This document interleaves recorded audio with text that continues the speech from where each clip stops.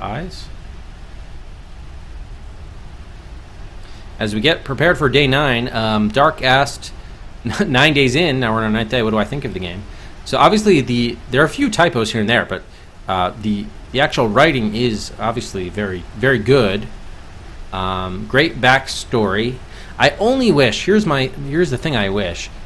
I wish he hadn't used such like this Lovecraftian thing, because it just feels like every movie, and obviously we've already played a few games with this theme.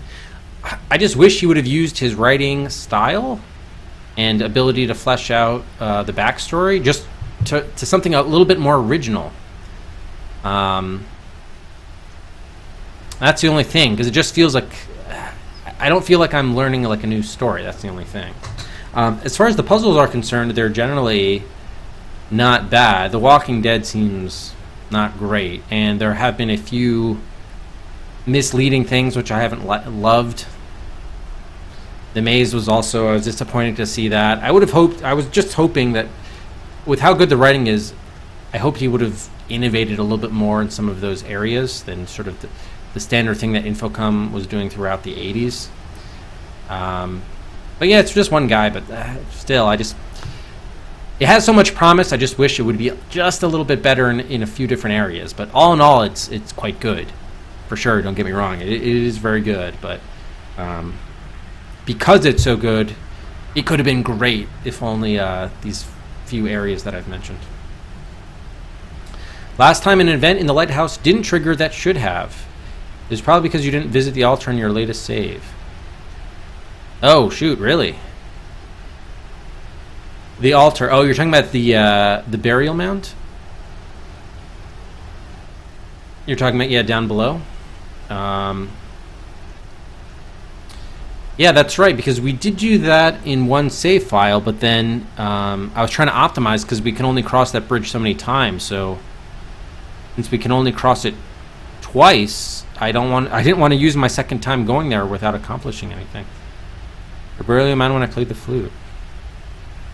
Oh, okay. So we should start off with the burial mound then? Interesting. Thank you, Nico.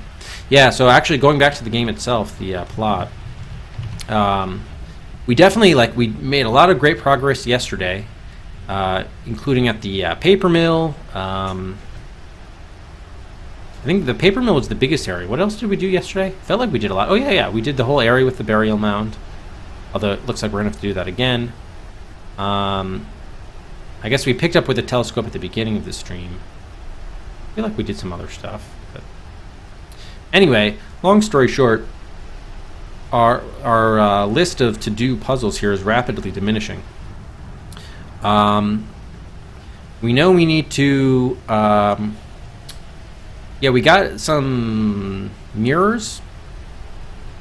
Oh yeah, we conduct the music flute ritual. We know how to do that. We know what holes to keep our fingers on to open up that dimension to the womb of Nihilum. And I'm starting to think the church cellar, we don't need to go back in there with the padlock. Also not really thinking that we need to open up the coffins. Probably not necessary. We do need the device, however. We need the device that we're going to be putting in the lighthouse to, I guess, sort of summon some sort of summoning of Ayalda Laboth or whatever. So we need to do that, and I think we have the mirrors that we're going to be putting inside of the device. We just need to locate the device. We still need to get into the asylum. That's the other big one. We got to get into the asylum. We haven't been past the orderly chuck yet. People will continue to take influence. Yes, exactly. Yeah, it is a good theme, Off. Don't get me wrong, and it can be very effective when done well. It's just like, it's kind of like, I don't know, your standard action, buddy cop movie. Is it enjoyable? Yes. Have you seen the same movie before, just different flavors, Yes, you have. So it's perfectly fine. It's just not all that memorable beyond that, because it's really just, taking the formula that works and just revving it ever so slightly. Changing a couple of the variables, but it's basically the same thing. When really what you're really looking for with a great game is something that, innovates a little bit, is a little bit more original, takes things in a new direction. That's all. I'm being a little picky here. I'm being a little bit tough, but the writing is so good that, like, because the writing style is so good, I just wish the actual plot and the matched the writing. That's all. Okay, so let's start the timer. It sounds like yeah. I guess we were messing around here. We may as well restore to after we came out of the paper mill. Yeah, I guess the lighthouse. After we came out of the lighthouse. So we just made it over the lighthouse. Apparently there was an event that was supposed to happen that did not. So Nico's suggestion is that we go to that underground cavern area. So I guess that's what we'll do. Our map is now quite so big here, it's getting tougher to navigate around it. Alright, so we gotta go back to the other side of town, which means we also have to go through the sewer pipe or whatever. East, enter pipe. I think it's down or yeah, south, up, north, southeast. Okay, Riverwalk. You need to go back to the house, right? Yep. West, dining room, kitchen, pantry, down, cellar, east here. Okay, wine cellar. Alright, now we gotta look up what the code is to open this. I think we had it down here somewhere. I think I probably already passed it. Or maybe I didn't, actually. Our node file is way too... Oh, here it is. Node file is way too big. Turn C, turn W, turn H, turn E, turn M. Okay, so we're into the windy passage.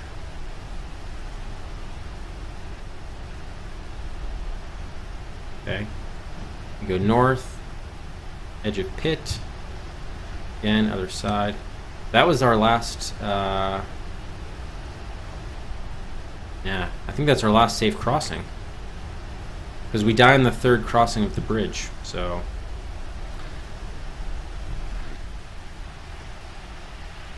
Great stairs. Alright, we need to go again. Bottom stairs, and then... Oh, sorry. I'm supposed to speak the thing. Speak. How do we spell this again? Oh, there it is. Ayalda Beoloth Tador.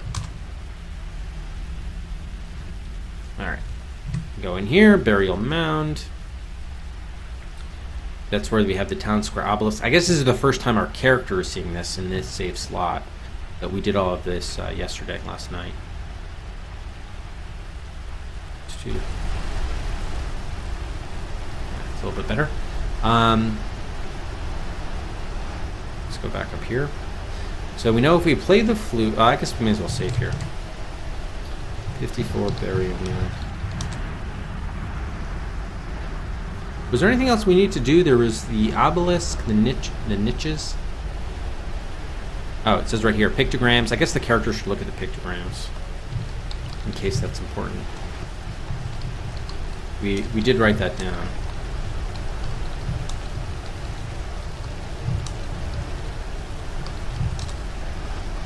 Oh, there are only 4 pictograms. Right. Okay. Niche. Pillar.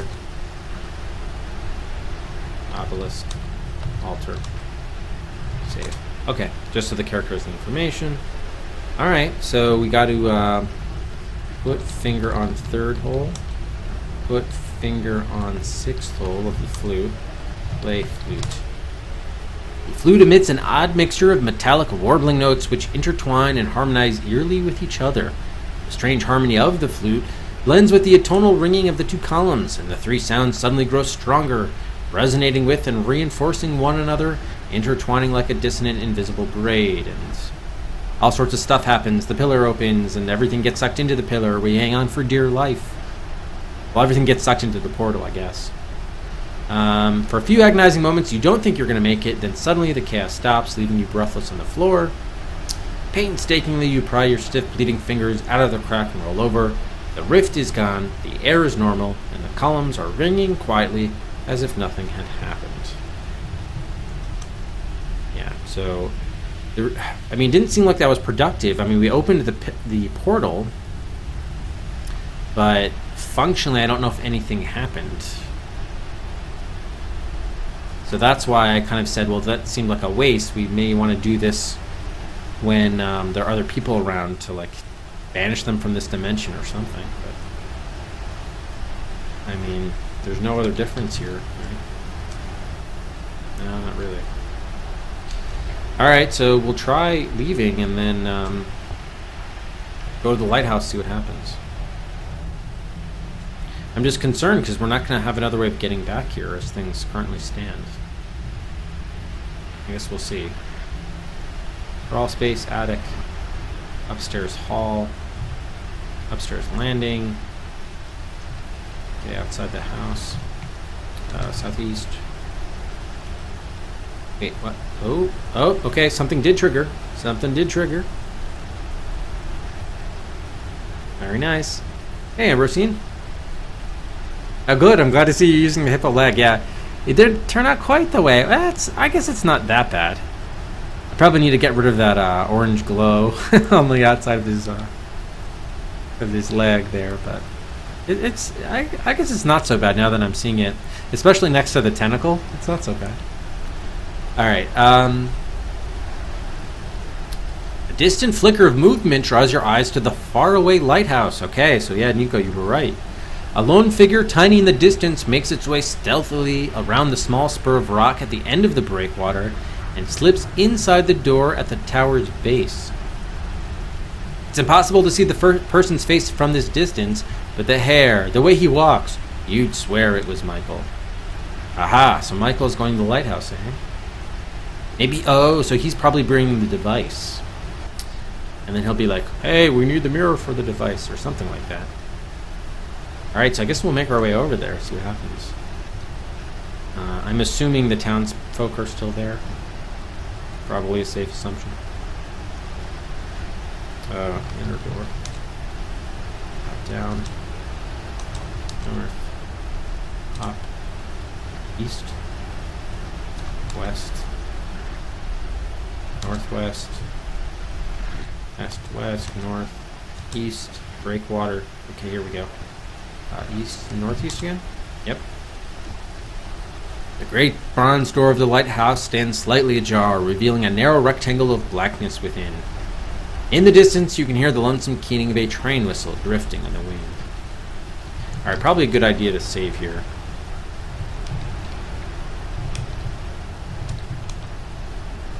Alright, enter lighthouse. I guess it's just east, right? Yep. Okay, nothing going on at the bottom of the lighthouse. What about the top of the lighthouse? Sitting in the middle of the room, alright, we got the swivel mount, we have the hexagonal skylight. Probably should make note of that here as well. Hexagonal skylight. Oh. He's not here. There's no mention of Michael here. Oh, it said he went to the Rocky Spur? Wait a minute. Rocky Spur is here, but then didn't it say he went into the lighthouse? There's no Michael here, huh? There is not. I can't see any such thing. Oh. Wait, what? Terror and nausea wash over you in alternating waves. You're too weak. Wait, oh, I must have missed a line of dialogue here. Or thing. Okay, so we got down to the bottom of the lighthouse, and then there is a faint scuffing noise from the shadows behind you. Before you can turn around, something slams into the back of your head with brutal force. Sparks go off in front of your eyes, and you fall to the cool concrete floor with the world reeling under you. As you kneel there, dazed and struggling not to pass out, your assailant walks slowly around you. He pauses, as if wondering whether or not to finish you off. Terror and nausea wash over you in alternating waves. You are too weak to look up and see his face, but you recognize his shoes easily enough. After all, you helped him pick them out not 3 weeks ago. More footsteps count down the stairs, and you sense a number of men standing around you. We just were at the top of the lighthouse. There was nobody there. What the hell? We'll take care of her, your holiness, rasps an old, weathered voice. Rough hands start to drag you to your feet. No, says Michael, and the hands pause. Wow, so they called Michael Your Holiness. So I think we were right that he's taking over as like the possessed Cretius Verlac sort of descendant or whatever. Yeah, that was a pretty good one. Hey, right there. Your Holiness, she has seen too much, Protests the raspy voice. she must be killed. That won't be necessary, Michael says. Put her somewhere out of the way, where she can't get into any more trouble. I'll deal with her myself, after the blessed event. The blessed event meaning when the comet arrives, right? Yeah. The horror and pain are too much. The darkness overwhelms you. You try to catch a glimpse of your husband's face as the men drag you away, but in your clouding vision, all you can see are a pair of burning red-rimmed eyes. The last night. The most merciful thing in the world, I think, is the inability of the human mind to correlate all its contents. We live on a placid island of ignorance in the midst of black seas of infinity, and it was not meant that we should voyage far. But someday the piercing together of dissociated knowledge will something numb. What was the end of that quote? Will open up such terrifying vistas of reality and our frightful position therein, that we shall either go mad from the revelation or flee from the deadly light into the peace and safety of a new dark age. H.P. Lovecraft. Wow, so there actually is like a fourth... I guess it's technically not day 4, it is day 3, for sure. But it sounds like kind of like a new sort of chapter, if you will. I guess we could probably give out Cetrix for that. No, unless this is a death. Numb, you float slowly to consciousness like a bubble rising to the surface of some warm, thick oil. You are numb. For several minutes, that is as much as your battered mind can handle. That one thought. You are numb. Then your head becomes a bit clearer, and you connect the thought with the sensations trying to make their way through your foggy brain. You are numb. Your arms. You can't feel your arms at all. You try to get back up, or get up, but you can't move. You merely flop over onto your stomach like a struggling worm. You roll back over and sit up, and at last your vision clears and you finally get a good look around, and the horror of your situation finally slams home. You are in a padded cell. I wonder if that cell is in the lighthouse. We don't know, so we'll just put it, I guess, over here. You are in a padded cell, the kind typically reserved for raving lunatics. Oh shit, we're in the asylum. Oh god. The room is barely 8 feet by 8 feet square, with walls and floor of concrete covered with thick quilted padding. Oh my gosh. Okay, yeah, I'm almost sure we're in the asylum. Jeez. So we didn't have to get in there after all. Or we did. It just wasn't the way I was expecting to get there. Man. Was that whole thing about the key a troll? Or maybe we like flirt with the guard or something and get in there. Alright, so we're somewhere around here. We don't know exactly where. Yeah, exactly, Dark. Puzzle solved, right? All you have to do is get knocked out and kidnapped. Jeez. The room is barely 8 feet by 8 feet square, with walls and floor of concrete covered with thick quilted padding. And remember, all this time we were messing around with like pouring coffee and seawater in the potted palm. So stupid. Alright, the door in the west wall is also covered with padding, except for a tiny observation window about 5 feet up, from which a feeble light trickles in. And it strikes you suddenly right on the end of your nose. For the next minute or two, you can only clench your teeth in agony, powerless to scratch it until the wretched sensation goes away on its own. Alright, yeah, so let's give out some Cedrics for reaching, I guess, this chapter. Oh, look, they even say the last night up here. They say the last night. Alright. But we're still at 54 points, right? I think so. Jolly good show. Oh. Yes, okay. Oh, man. Oh my god, I hope we're not halfway through the game then, jeez. Okay. So what do we have? Walls? Padded walls? You can't see any such thing? I guess we're in a straitjacket, we must be, right? No? Okay, we got walls and floor of concrete. We got padding. We got a door and a window. The dingy white padding is made of thick quilted canvas stuffed with cotton. You could probably beat yourself against it all day and not hurt yourself, although you would end up awfully sore. Okay, we got a door. It's a sturdy-looking wooden door, padded on the inside. There's a tiny observation window about 5 feet up. The door is closed. It looks like the door might be hanging a bit crooked on its hinges.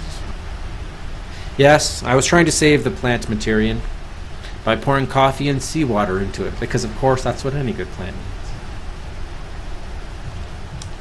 The tiny window is made of thick, reinforced glass. Okay, so the hinges is the same thing. I mean, can we just open the door? Unfortunately, that would require the use of your arms. Okay, so we only have the use of... Can we stand up?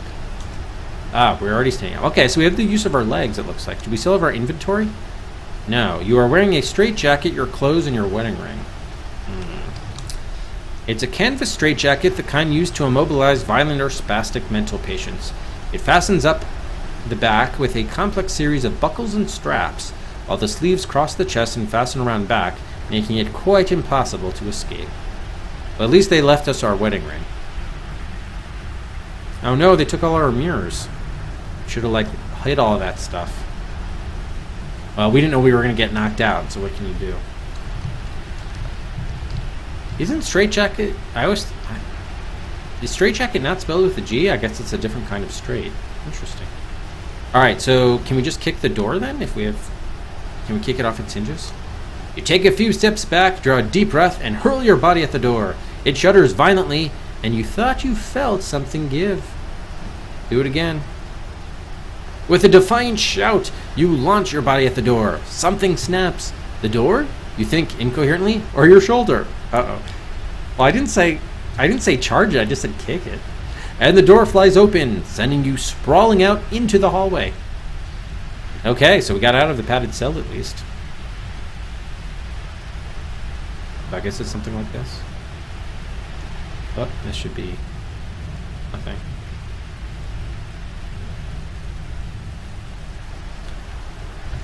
Grim hallway of concrete and industrial green tiles. This is the north end. The hallway runs south from here. Does it really? Oh, good. Perfect. We have room for that.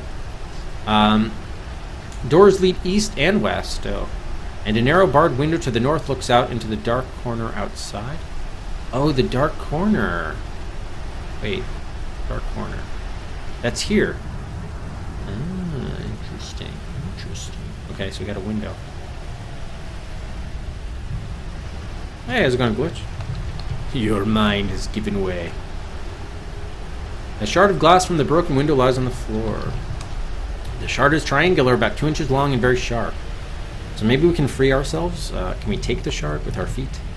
Painstakingly, you get down on your knees and very, very carefully pick up the shard of glass with your teeth. Cut jacket with shard. You try sawing through the jacket with the glass shard in your mouth. Ooh, jeez.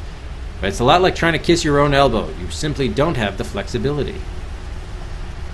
Really? Alright, well at least we have the glass shard. Also, let's give out a Cedric for breaking through the door.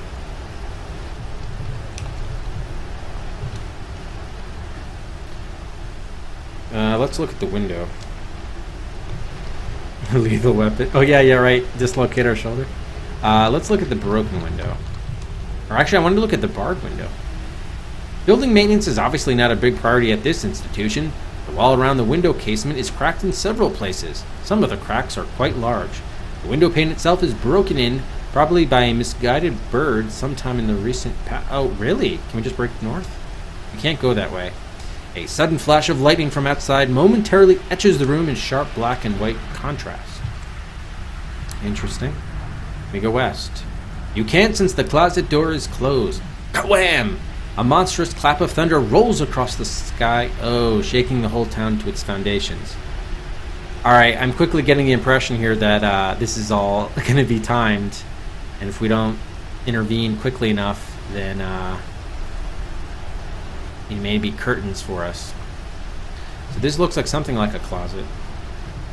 So we got to free ourselves probably before we can do anything.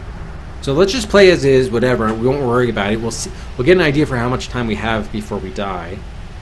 And then, of course, we'll optimize from there. Cut-wham! It was a cut-wham. Hey, BDR. Yeah, last night was wrong. Last night was actually... There were 2 day 7s in the stream. So I renamed yesterday's day 7 to day 8. This is day 9.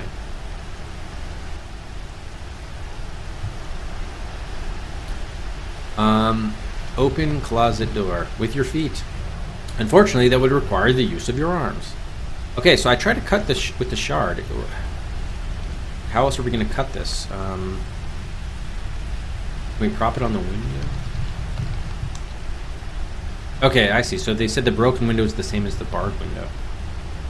Some of the cracks are quite large. Can we put shard in cracks?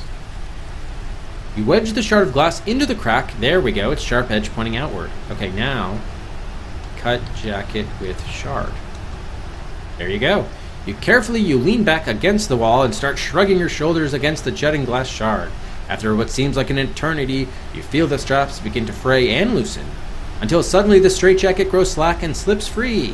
You shake the horrible garment off in disgust, giving it a vicious kick for good measure as you gingerly rub feeling back into your arms. Your score has just gone up by 2 points. Alright, that wasn't too bad. Can we take the jacket back? Why not? And can we take the shard as well? You hear strange, gibbering laughter coming from down the hall. That doesn't sound good. Let's open the closet door. You open the closet, revealing your trench coat, a hooded robe. Oh, it's Oliver Crap. Sweet. Take coat, wear coat, take all, take mirror, take robe, and what else was there? Looking closet. Lantern and the flute. Take flute, take lantern. Boom. Okay, so we got all our inventory back. 56 hallway.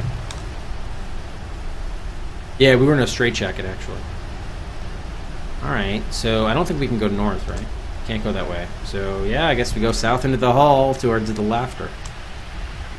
A grim hallway of concrete and industrial... Oh. Wait, we have north and east, west and east again?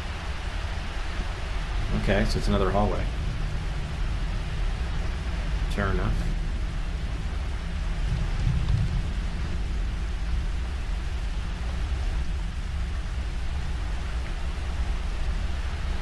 These are probably all cells.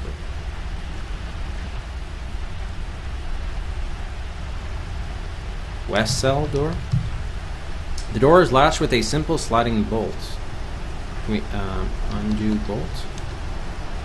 Or slide bolt, maybe? Can't see any such thing. What? Unlock. West cell door. Oh, there we go. Open west cell door. Strange gibbering oh, it's coming from the eastern cell. Alright. Well, let's go west first. Another padded cell much like the rest. There's a door in the east wall. An eerie flickering glow momentarily illuminates the hall outside the cell. Jeez. There's actually a padded cell. Okay, we had more thunder. Okay, so what's the deal with the eastern cell then? Eastern cell. Sorry looking wooden door, pad on the inside. Yeah, let's look in the observation window. Look through observation window. East one. Inside the eastern cell, you can see what must be one of the asylum's old inmates, prancing and cavorting around the room. You are mildly disturbed to see that he is wearing no straitjacket. Oh, this might be a fun death. We'll see. Or it could be like an ally. We never know. Knock on door. East door. You hear a giggling voice call out, "Who's there?"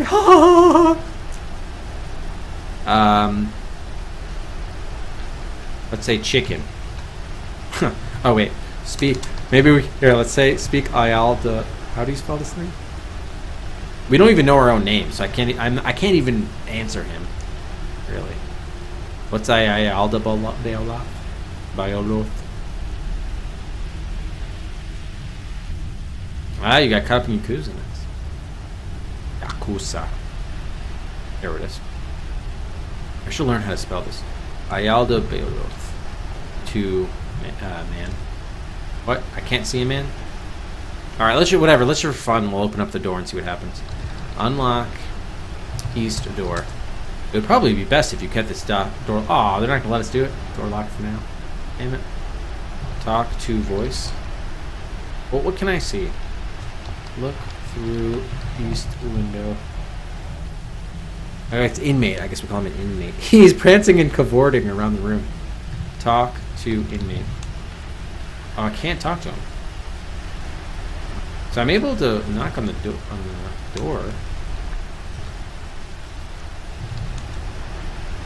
So how do we say I don't know who to say. Say me to door. I won't get much of a response. Ask inmate about asylum.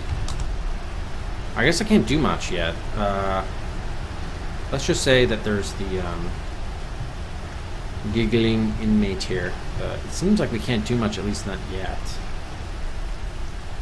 So I'm sure we'll come back when there's other stuff to do. What did we pick up here? I thought we picked up something else. No, we didn't. Okay. Let's continue going south. Another hallway. This is the south end. Hall runs north from here.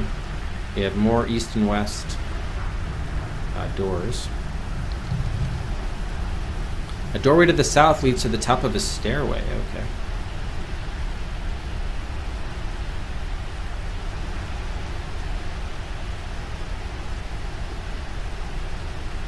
Something about the observation in the western cell door catches your eye. It looks like it has blood on it. Blood. Alright, let's check out the eastern one first. Look through eastern observation. You cavorted once. You can see a small padded cell. Unlock eastern door. Go east. Okay, another padded cell, much like the rest, so there's nothing of interest here. Door in the west wall. Okay. Look through... I guess check out the blood first. The thick reinforced glass of the tiny observation window is shattered, with only the crisscrossing reinforcement wire holding it together. It bulges outward slightly as well. An ugly brown smear of dried blood obscures the inner surface of the glass. With mounting disgust, you notice several strands of dark hair still stuck to the congealed stain. Jeez. Oh, don't we know someone who had dark hair? Anna Verlac, maybe? Okay, we can't take the hair. The blood is pretty well caked on there. You won't be getting it off anytime soon without a good scrub brush and a bucket of soapy water. Would you settle for a styrofoam cup of cold coffee?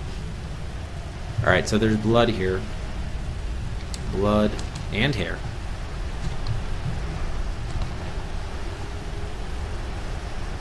Alright, can we look through the window or you can't see it? The window is difficult to see through, what with all the cracks and smeared blood. Alright, let's open it up anyway. Nothing ventured, nothing gained. You unlock the west cell door. Okay, more laughter. Another padded cell, much like the rest. There is a door in the east wall. The padding in this room seems a bit worse for the wear. Murky bloodstains spatter the canvas near the door. There's a large tear down in the corner of the cell with bits of stuffing leaking out. Check out the stuffing. Okay, that's the same thing as the padding. Can we look in the tear? In the ragged tear is a torn square of canvas. I mean the torn square. It's roughly 6 inches to a side and covered front and back with uneven, barely legible handwriting. Well, if it's barely legible, that means it still is legible. The letters are the murky brown color of blood. Alright, take the torn square. As you carefully pull the ragged piece of canvas from its hiding place, something pricks you sharply on the finger. You jerk your hand away, then peering into the tear once again, you notice an old crusted needle embedded in the stuffing. Your score has just gone up by 2 points. Look at this. 58 torn square. You have a needle in the stuffing. It's about 2 inches long, very old, and crusted with what looks like dried blood. The point is worn down, but still sharp. Can we take the needle? Taken. An eerie flickering glow. Okay. So we got torn square and needle. Can we read the torn square? There was handwriting on it. Yeah. Oh, so this is where Edward Verlac. Yep, that makes sense. This is where he spent the 2 months after he was killed his family, allegedly, and then killed himself. My name is Edward Verlac, and this is my testament.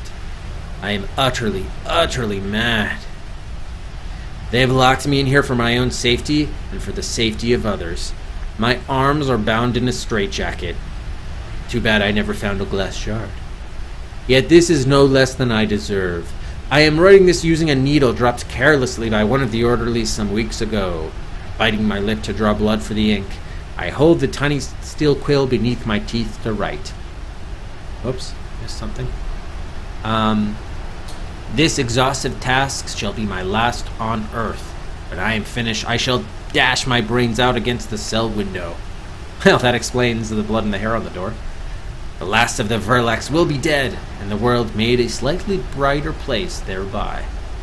Know this, I did not slip into madness through any weakness or congenital defect, except insofar as my blood is indelibly tainted with the cursed ichor of the Verlac line. Yeah, a minor consideration, that. I was driven mad by the specter of my great-great ancestor, Cretius Verlac. Actually, how do you think you pronounce that? Croesus? I like saying Cretius, but Croesus.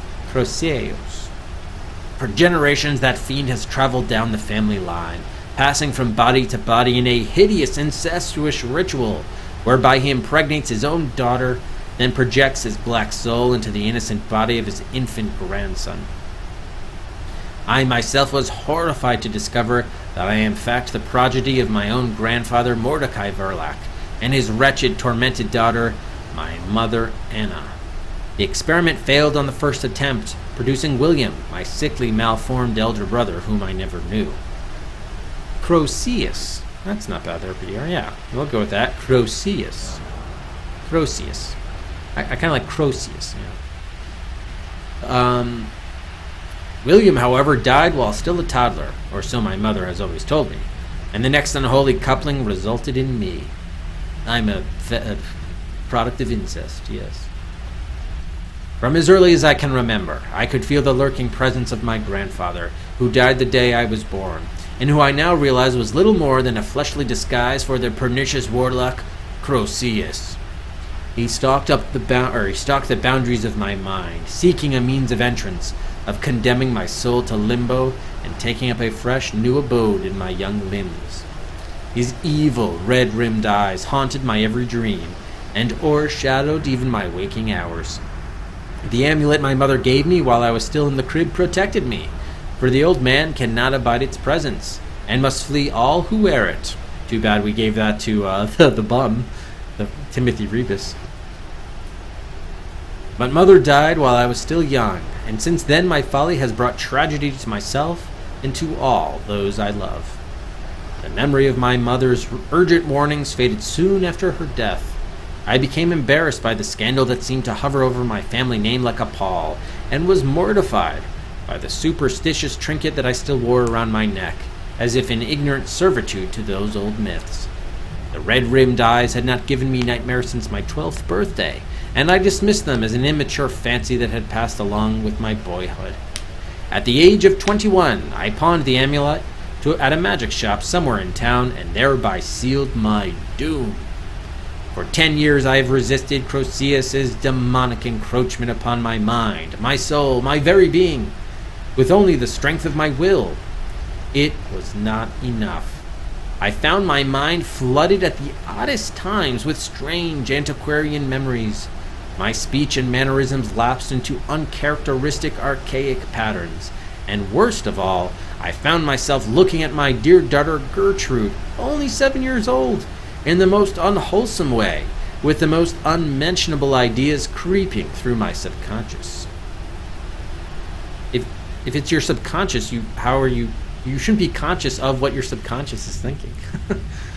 I scoured every street in this cursed town looking for that magic shop, but I have never found it. We found it. So he wrote the journal. In desperation, I began delving into old histories and forbidden genealogies, researching the history of the dread Verlac name for some solution to my plight. I discovered no answers, only the horrors I have just written of. But I also discovered something worse, the ultimate purpose behind the old demon's nefarious body snatching. Man, this is a lot to write. Wait, he's writing this with his blood with a needle, I guess with his mouth. They said it was 6 inches by 6 inches. Could that be enough? Man, he'd have to write super tiny for that. He plans to unleash a primordial evil such that the earth could not possibly survive. I have seen the plans and the blueprints. I have read the dread tome in my great-great-grandfather's church. I have used the obsidian lens that is not true obsidian, and I have looked upon what that madman means to draw down onto this earth. He and this town, his foul congregation of fanatics and madmen, they are all a part of it. They have been watching me, waiting for me to change, waiting for the return of their monstrous high priest. Well, I don't doubt that he's got a lot of blood, Dark. The question is, did he really on a 6 by inch square have enough room to write all of this? This is pretty lengthy. It was then that I realized that killing only myself would not be enough, for the degenerate inhabitants of this town would hunt down my family and wreak a terrible vengeance if I took from them their messiah.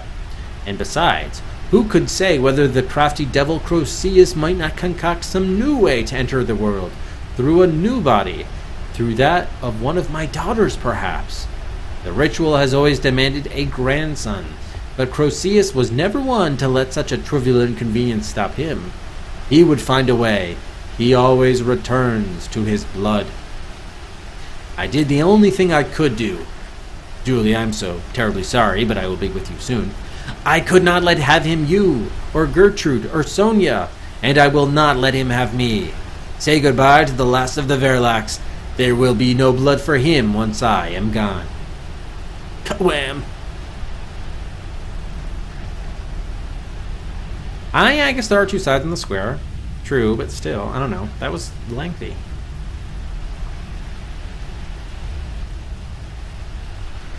Yeah, it would probably not be enough. You're right.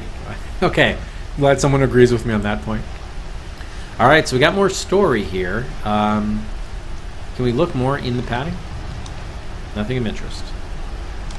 Is there anything else here? We got canvas near the door. We looked in the tear. I guess the padding. Well, no. Look in tear. The ragged tear is empty. Take the tear. It's hardly portable.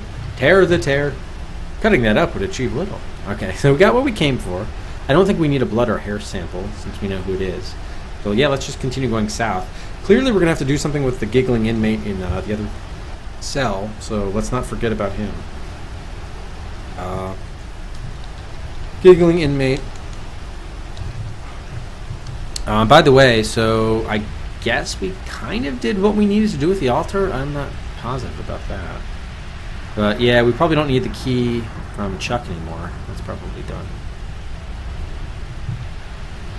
Or maybe we do need the key from him just to even get out of here. That's possible. Alright, back to the hallway. Let's go south now.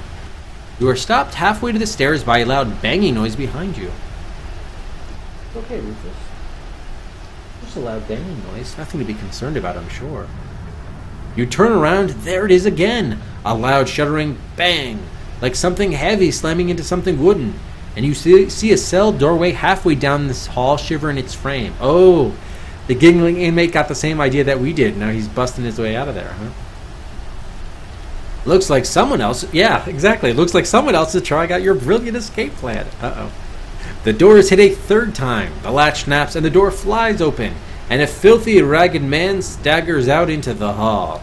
You have just enough time to notice, with no small amount of disquiet, that the man is not wearing a straitjacket, and that he looks up at you and grins an utterly psychotic grin. The madman lurches after you. I guess we'll take the death, but yeah, we should think about how or what to do.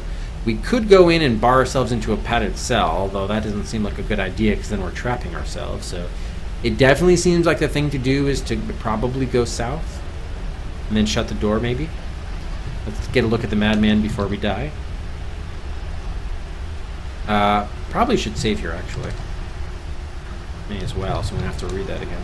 Alright, now let's look at the madman. The madman's hair and fingernails are long, dirty, and tattered. There's no telling how long he's been locked up and forgotten in this place. Old dried blood streaks his lips and chin, and his dirt-ringed eyes gleam with an obscene, capering madness. The man limps horribly as he shuffles about. Glancing down, you notice that his left leg ends in an amputated stump. Oh, okay, so it's not going to be hard to outrun him then, clearly.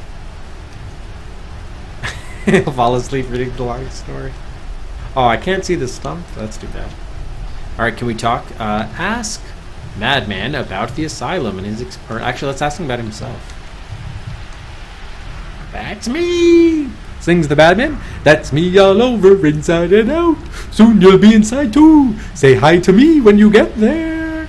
And the Madman opens his mouth and laughs and laughs and laughs. The Madman hops about, just out of reach. What? Alright, let's ask him about the asylum. Everyone... okay, so he's not coming to kill us. I thought he was coming to kill us.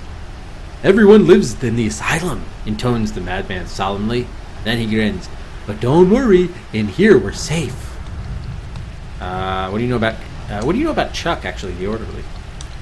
The Madman scowls. Fattening cow, keeping all the treats to himself? I'd take care of him in one bite, if he weren't so big. What do you know about Anchorhead? Madman merely giggles horribly and licks his lips. Ask Madman about, I don't know, cell? Danvers Asylum or the large cell? No, let's do large cell key. Key? I have a key, says the Madman, grinning at you. I will unlock the secrets of your mind and spill your memories out on the floor and lap up your desires without even a spoon. He waggles his tongue at you and leers. Being all crazy and shit. Alright. Yeah, I'm not sure what to do with this guy yet, because I don't know if he's a problem or not. Clearly he'll be helpful, but... oh wow, she's back already. Nice. Alright, hold on a second, guys. Let me just let Rufus up.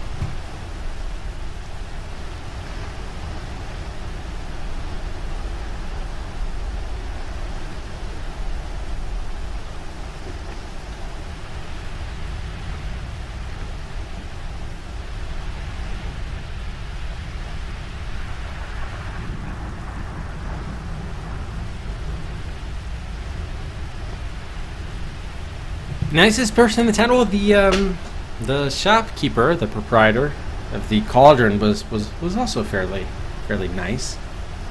Crazy wasp lady. Oh, from Harvester. Oh, jeez. Oh, God. There was also the woman too, Mrs. Greer. She wasn't too bad either.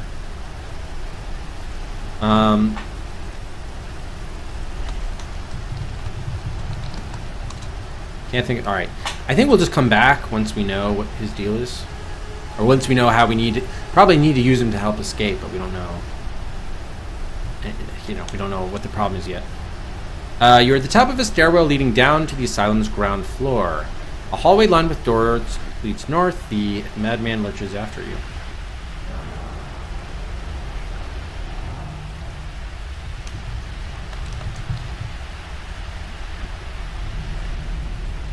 Wait, they were in the angry mob? How do you know that, Materian? Really? Even Mrs. Greer? No. I think... did we never look at the mob when we had a chance to? Alright, let's check, I guess, the stairs. You needn't worry about that. Alright, go down. Bottom of stairs.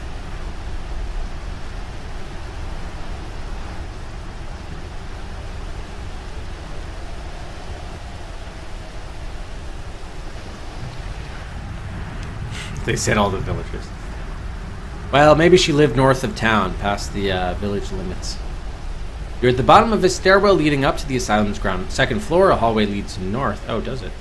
The bad man hops awkwardly toward you, giggling and dripping saliva from his blood-smeared chin. Can we ask him about his leg? No. Okay, so if the hallway goes north, then this is... we probably should go something like that.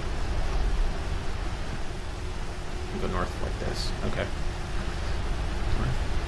Darkness. It is pitch dark and you can't see a thing. You hear something thumping toward you in the dark, breathing wetly. All right, we never...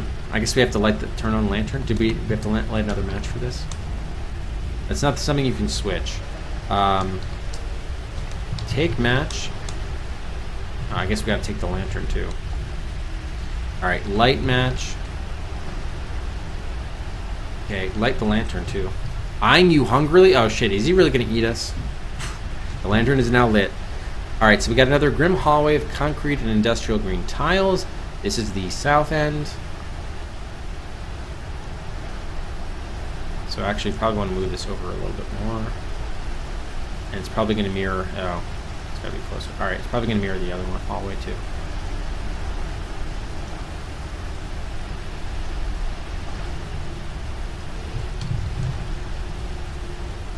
The hall runs north from here. A doorway to the south leads to the bottom of the stairway. Oh, we can't go east and west. All right. Okay, we got another hallway. To the north, the hallway ends at the barred gate leading to the lobby. Oh, okay. Shoot. Lobby is all the way there. So, yeah, we should relocate all of these locations.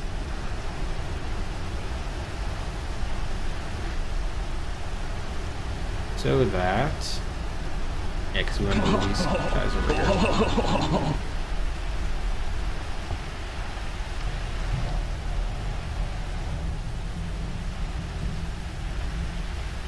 To the north it ends, okay. That.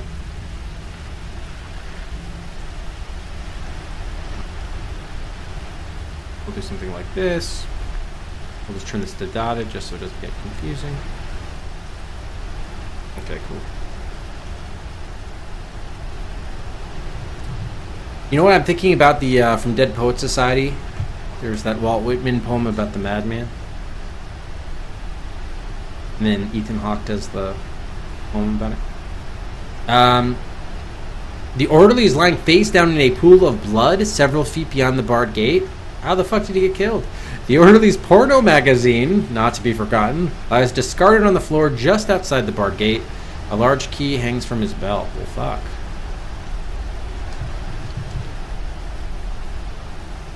Oh wait, the gate's on the other way. Oops. So, do you think was the orderly like not part of the town and they killed him to get us inside? Like, is that what happened? I wonder what happened.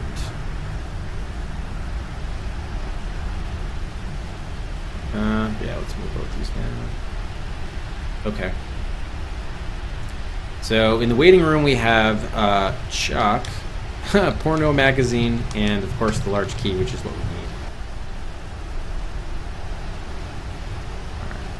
Cool. Yeah, I mean, he does have one stump, but I guess he's got one of the good legs, so he's hopping about. The madman lurches after you, indeed. Alright, so let's get another save in here. 58, Asylum Gate. Alright, let's check. Can we take a closer look at Chuck? He lies face down in a pool of his own congealed blood, the back of his skull savagely beaten into a wet churned mass. Ugh.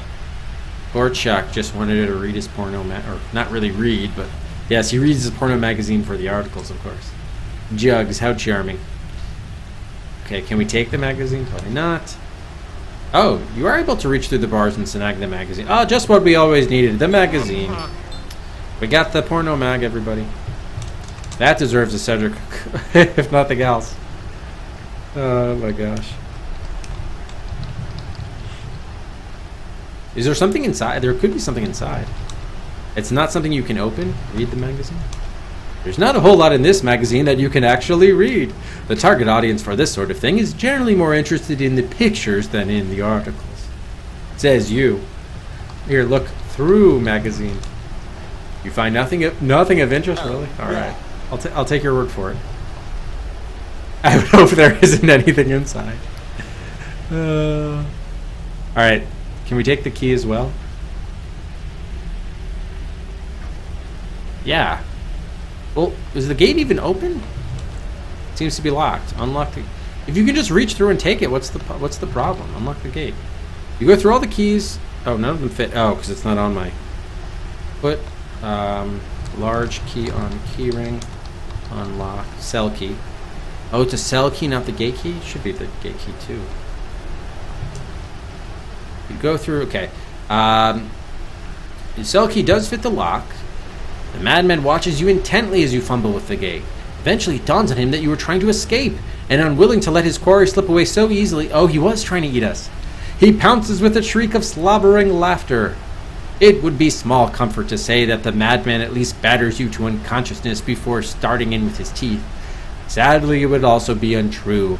He does tear your throat out fairly quickly, however, and the cessation of your screams is, for him at least, a kind of mercy. Wow, so he did kill us. How about that? Nice. Run away! Yeah, it would have been funny material. It's true. All right, so two potential ways to deal with this that occurred to me. One is we could try to lock him into one of the other cells. And then two is maybe we'd like distract him with like the porno mag or something. Something like that. We'll find out. So let's go back to our restore. Asylum gate. So we can do everything but take the... So as long as we have the porno... Okay, we got the porno mag. We have the cell / oh, whatever, cell key. So yeah, we officially did get that key. We don't need to figure out the surname of the patient. That's no longer relevant. Okay, yeah, now we got to deal with the giggling inmate / madman. So I'll say neutralize madman. Okay. So I think the way to do that is to is the sofa. Can we see the sofa from here, by the way? No. All right, so let's go back upstairs north. All right, so let's see if we can lock him in one of the unused cells, which still has the door working. So like the one that's to the east. The madman hops awkwardly toward you, giggling and dripping saliva from his blood-smeared chin. Yummy! Whispers the madman to himself. Oh, yummy, yummy. Okay, so how are we going to trap him in here? I guess we just momentarily distract him or something and then close the door on our way out, and then we could lock the door? Because he's with us, right? Show magazine to madman. Madman snatches the magazine from your hand and begins pawing through it like an oversexed adolescent, giggling and occasionally squeezing his crotch. Oh, okay. All right, a little bit too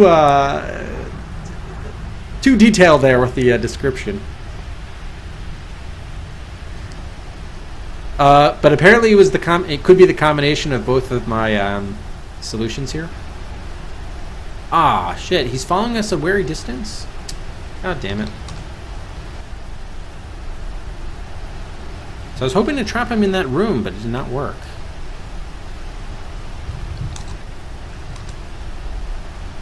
Ask madman about magazine. He's too engrossed with magazine to answer.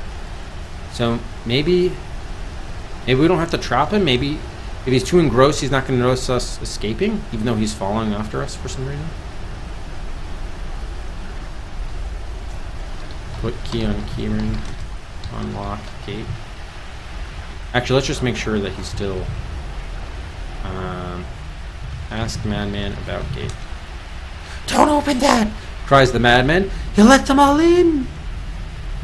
Ask about no people. No.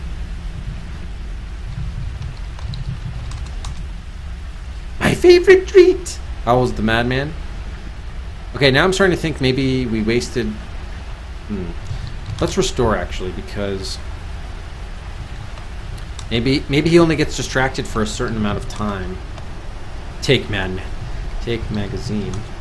Put key on keyring. Give magazine to madman. Unlock gate.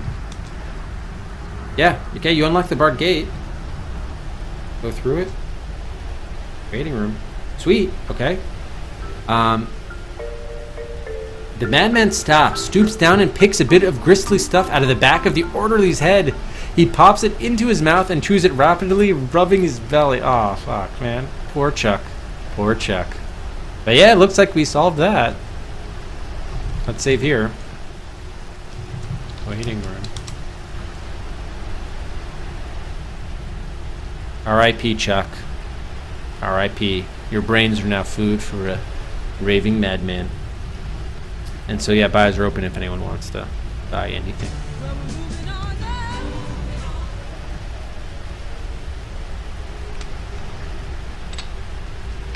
All right, servo slot for Bloodnet.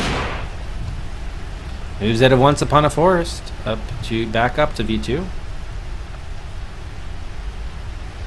Lich 3 guns for Eternam/Eternum.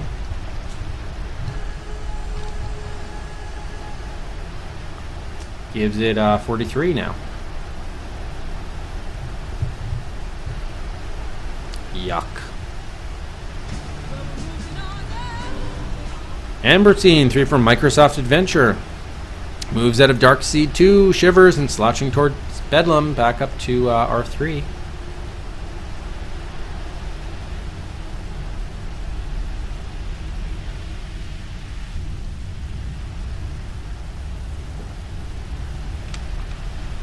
And Travis, another gun for Eternum. Gets it up to 44, yeah. 19,548. The DOS decision vote is 2,000 Cedrics. Not 20,000, it's 2,000. Not quite that pricey.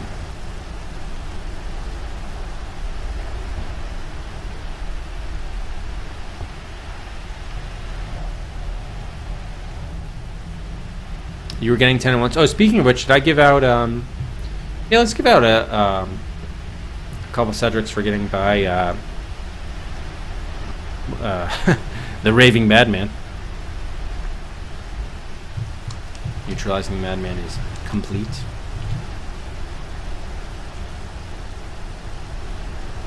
It's actually Colossal Cave. It's the first ever adventure game.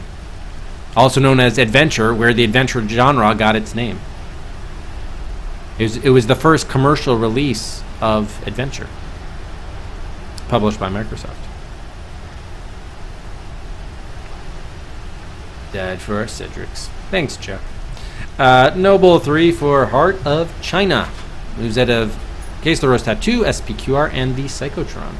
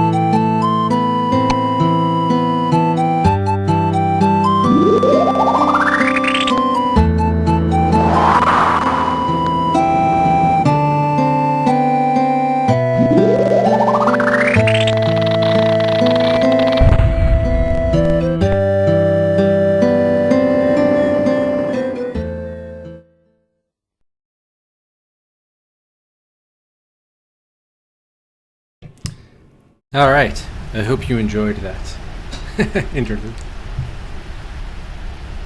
We did have one more slot from Nikol. Innocent until caught. He moves ahead of Hugo's House of Horrors to V27.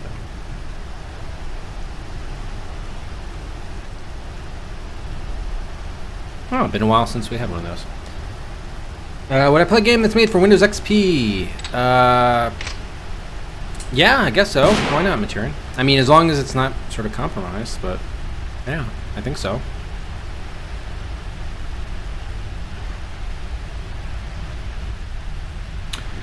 Earth. I mean, it'd have to be case by case. I think, someone like Aardvark who's been looking at this would probably have to. He's good at like testing them and figuring out whether it would work. So yeah, I'm not going to give like a blanket yes, but I think it would be a case by case. We'd have to see what the situation was each one. Earth with a gun for Ninja Nanny. Wow, it's been a while since we got a Ninja Nanny game by. Oh, good, you're enjoying it. Yeah, thanks again, Rex. It was your idea. Really, yeah, I think it's working out. I hope so. Oh yeah, so yeah, there could be a lot of games on there already, but they're just also released for Windows 3 because they work that way. I mean, they're not separate releases. They're just really probably were released for 95. They just are compatible with Windows 3, I guess. Oh, did I, Nico? Thank you. Yeah, because I guess my wife stopped in to talk to me about something, right, as that was going on. So I did move it up, though, right? Yes, it looks like I did move it up. I just didn't update that. Thank you. Find that out. It's up to 7 now.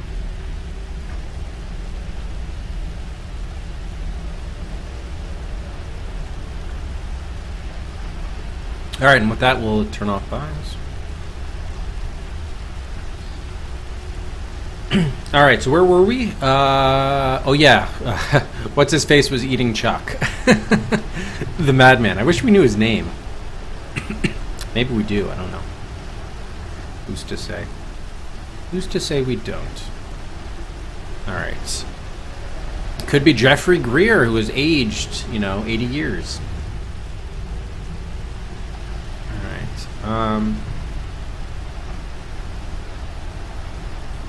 So where are we? We're in the waiting room. Yeah, so I guess we just hopefully we leave and he just stands here eating Chuck and we're good. I hope that's the case.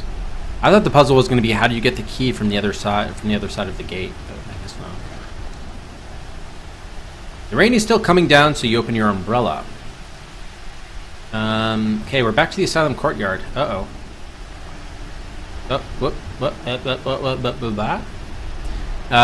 The madman comes prancing out of the front door of the asylum and suddenly stops dead in his tracks. He looks around, utterly dumbfounded. He looks up at the sky and feels the raindrops striking his face. Slowly it dawns on his addled brain that he is outside, that he is in fact free. With a wild whoop of pure joy, the madman hobbles away down the street, laughing and chattering to himself with such unabashed happiness that for a moment you almost forget that you've just let loose a dangerous and quite possibly, or probably, homicidal psychotic into the world at large. Then again you think, in this town he just might fit right in. A cold wind blows harder, tugging at the hem of your trench coat. A sudden gust of rain puts the lantern out. Oh. Your score has just gone up by 2 points. All right. Oh, wow, look at this. We hit 60. How about that?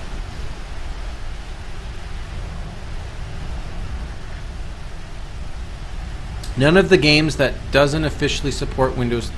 Oh, hasn't worked. Oh, okay, that's good. Yeah, Chuck got eaten after he got his brains bashed in. He died. Yes, that's true. That's true, Rex. We should remember him as he lived, reading porn.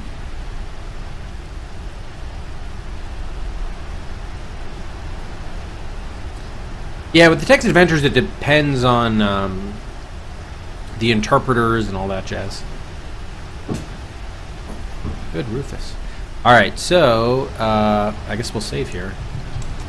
60 Asylum Courtyard. Hopefully we'll see our friend around. It does strike me, by the way, that was our second match that we used, so I think we're down to 4 matches remaining.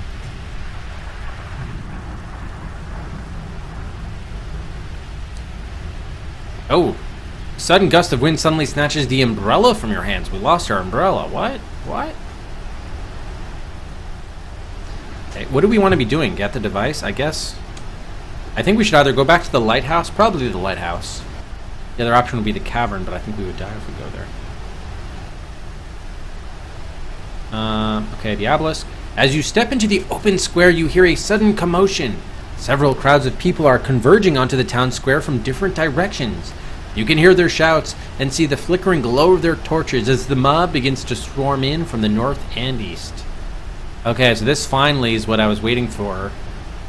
The side alley to be useless. We can probably, like, check out what's going on without dying. But first, of course, we just need to die, because that's what we do best, so.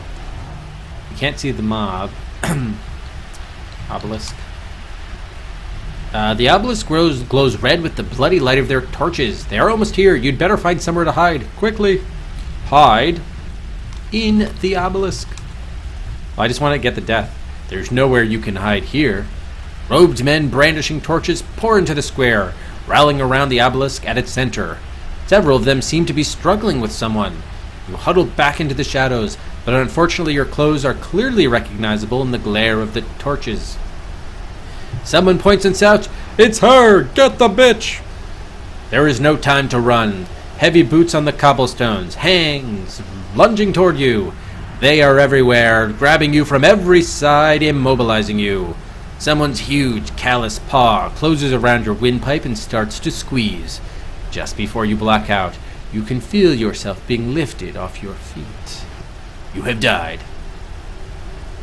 Very nice. Okay, so let's restore. Yeah, I think it's an easy, just go to the side alley. And actually, while we're at it, let's, I think we should remove the trench coat and put on our robe. We're probably all dressed in the robes. Okay. East, okay.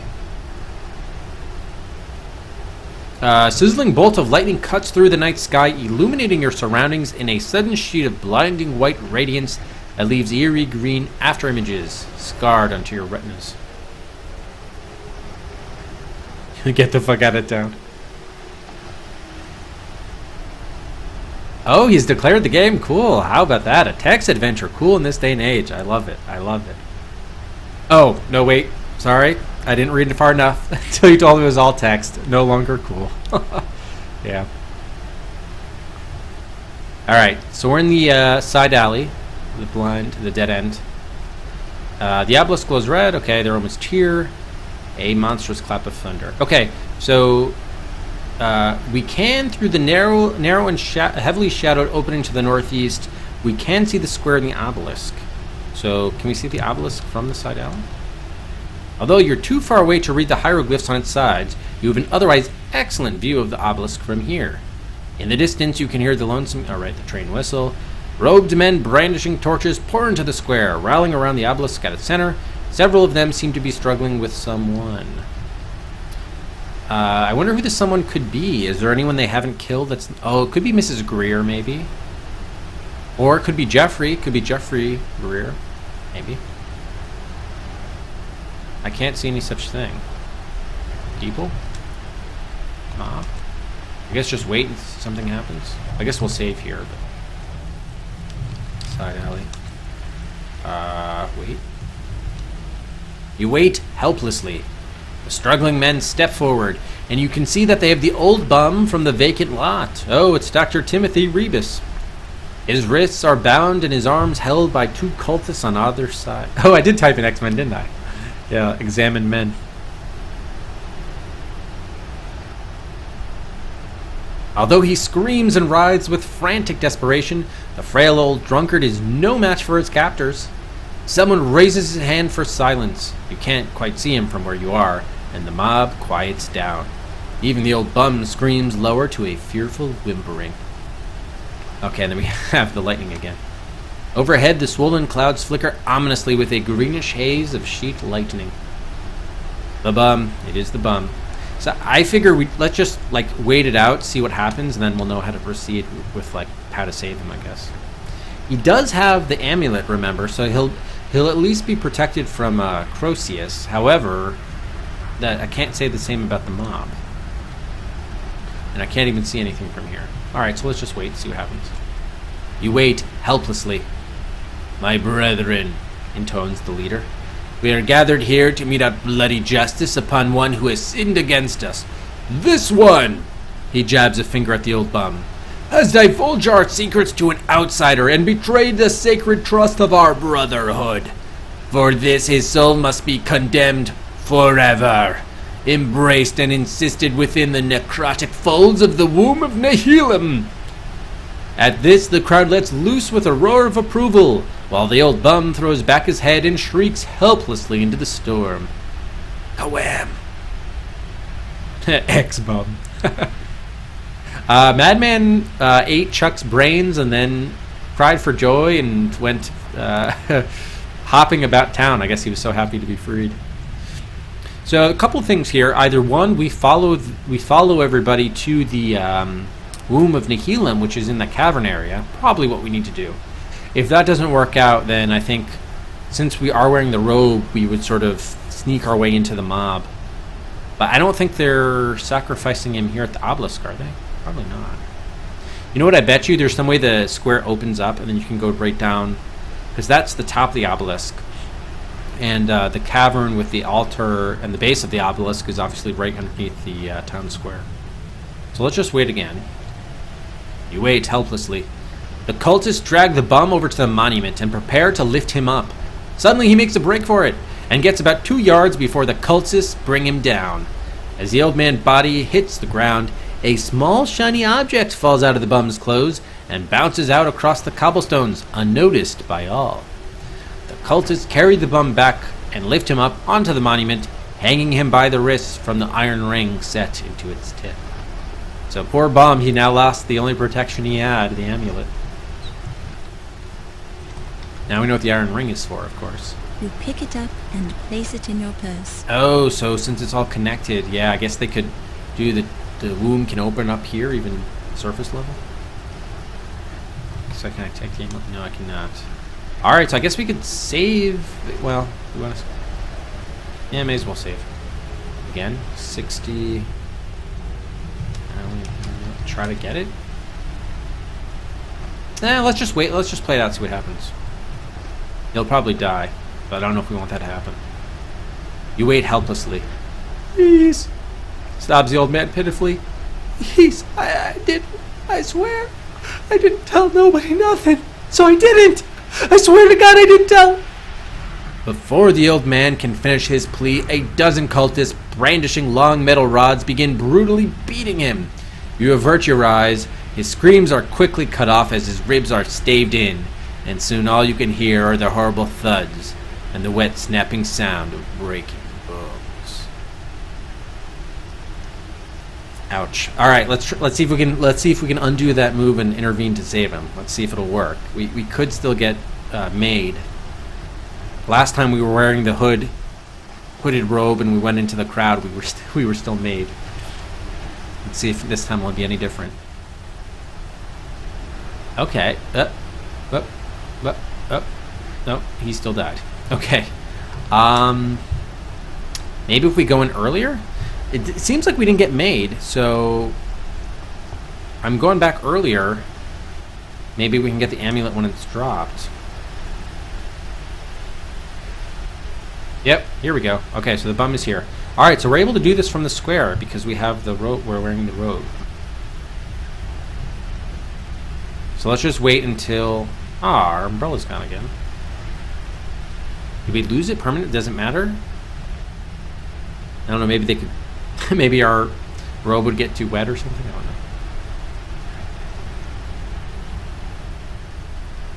know. Okay, here's the amulet. The cultists carry the bun back up. Okay, take the amulet. Your score has gone up by 2 points. So I guess there's no way you can really save him. Yeah, sorry. Well, he's not technically dead yet. He just has a broken rib cage. But we do have the amulet back in our possession. We're at 62 points now.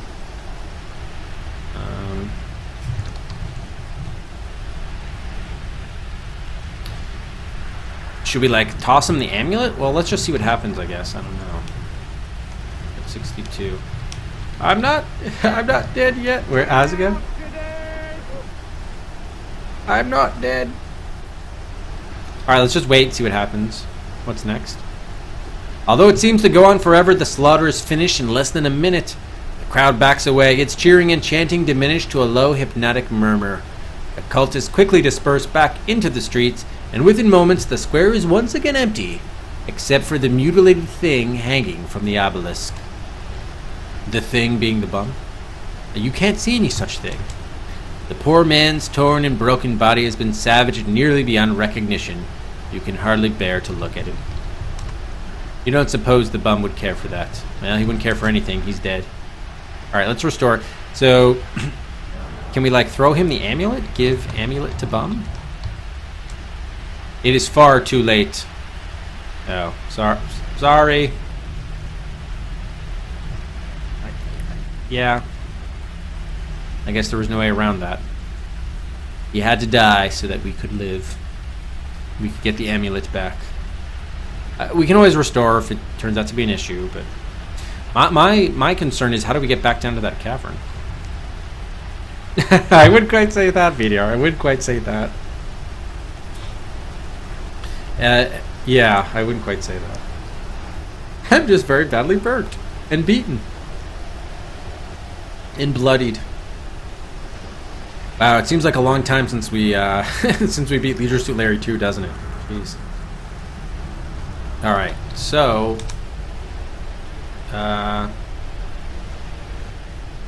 yeah. So I guess let's make it to the lighthouse. I guess maybe this time we can go straight across the bridge. This time. As you approach the bridge, you see a hulking shadow lurking about on the far bank.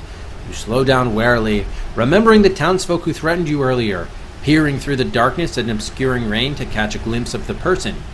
Then the figure moves slightly, and you realize that it's much larger than a man. In fact, the figure isn't shaped anything like a man at all. A sudden crack of lightning illuminates the bridge for a brief, horrible instant, and in that instant, you see it. In the next few moments, your battered mind manages to blot out the memory of that bloated, barrel-like, armless trunk, those thick, double-jointed legs that end in shiny black hooves, that writhing forest of fleshy tendrils crowning the torso in place of a proper head. But you are not, and will never be, able to banish that horrible, searing memory of that thing's misplaced face which leers madly out at you from the side of the trunk. That child's face on a monster's body.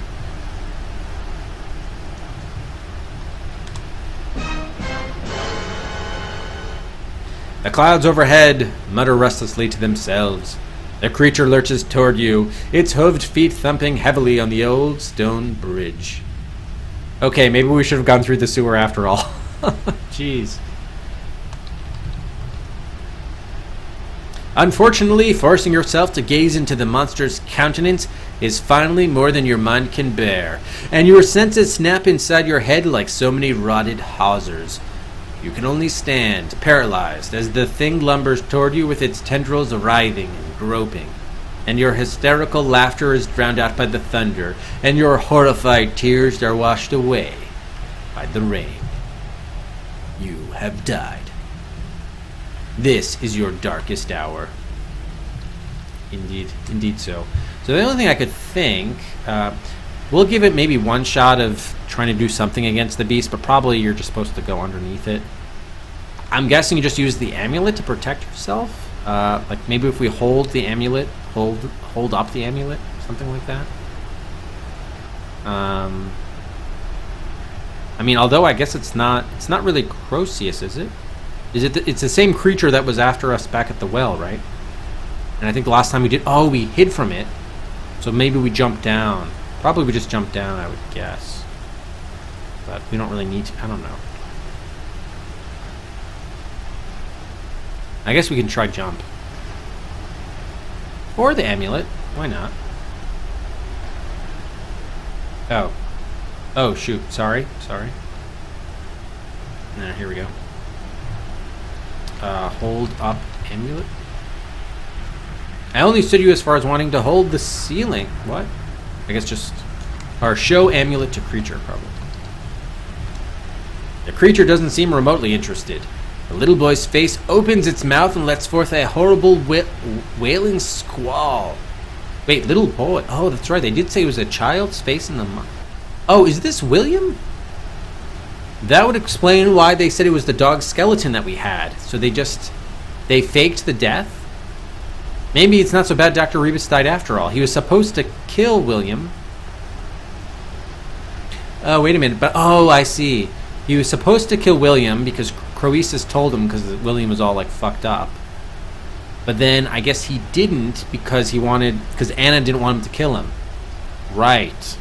So I guess they killed a dog instead, faked his death, put the dog in William's coffin. But then the question is, what was William doing for all these decades? I don't know. That's the question. The creepy toy from Toy Story that Sid created. Oh, the spider legs. Yes, I remember that. The stuff of your nightmares. Jeez. Okay, a frightened infant calling for its mother. Oh, in that case, we need to give you the locket. I think you had the gold locket, had the picture of the woman? Yeah, I think so. Show gold, or just give it to him. Give gold locket to creature. What? Your hands are full. With a quickness you never would have suspected in something so big, the creature lunges at you. There is no time to run. Thick, ropey tendrils wrap themselves around your neck and lift you off the ground, and the little boy's face presses against yours, breathing its raspy, fetid breath into your mouth. And then the biting begins. My hands were full, so I never actually... It was another action to take the locket. So we died. So... if we just take the locket here, just so it's ready, my hands are still full. What are my hands full with? Oh, because I'm wearing the robe. Right. I see. And I have I gotcha. Do we dare remove the robe now? Why not? Wear trench coat. We don't need to be in disguise at the moment. Take gold locket. I am full of it. Hey, Matt, how are you? Okay. Try this again. Give gold locket to creature. You toss the gold locket at the monster's feet and it lands face up on the cobblestones, revealing the woman's portrait inside. The creature looks down and is immediately captivated.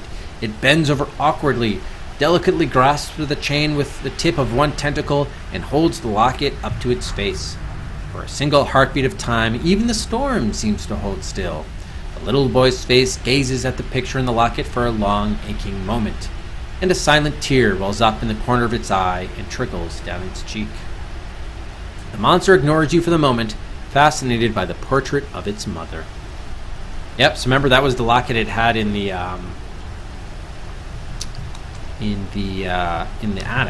attic cell.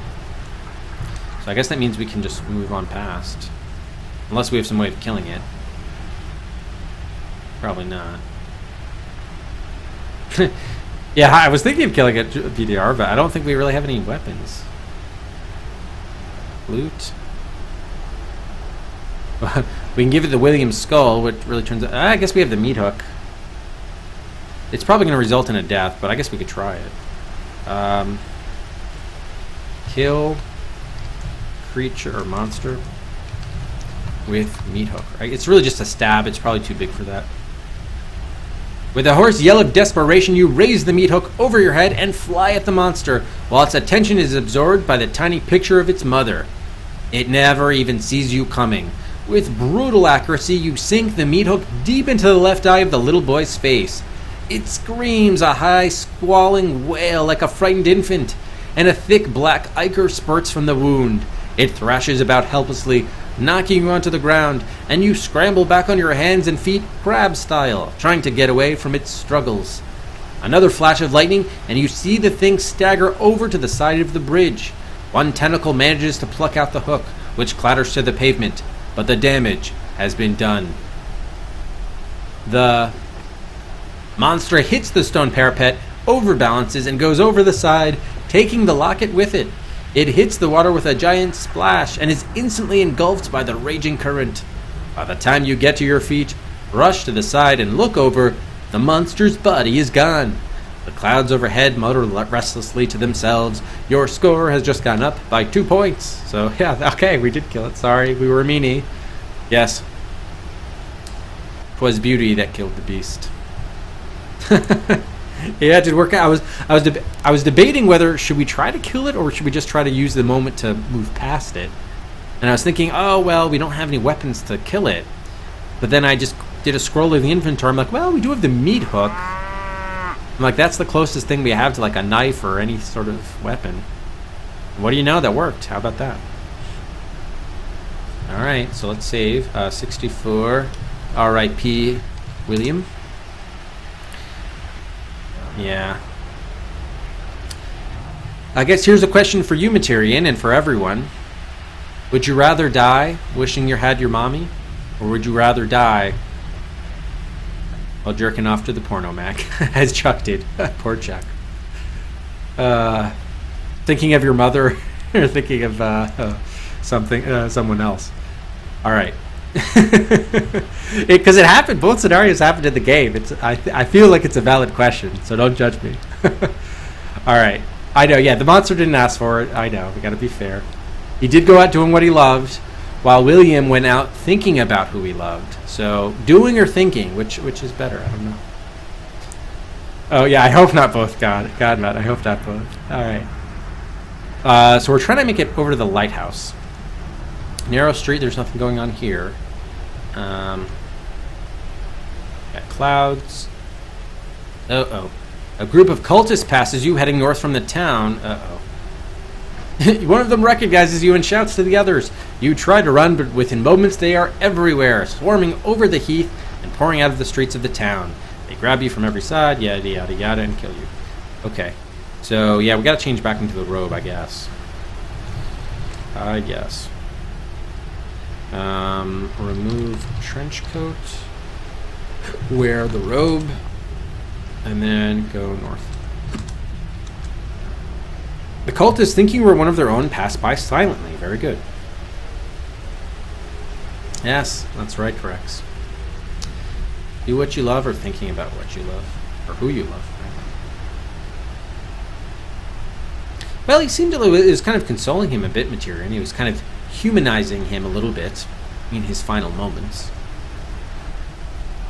Which actually reminds me of this weekend, saw Blade Runner for the first time about 10 years. I didn't really remember the movie very well, and I wanted to see the original before seeing, Blade Runner 2049.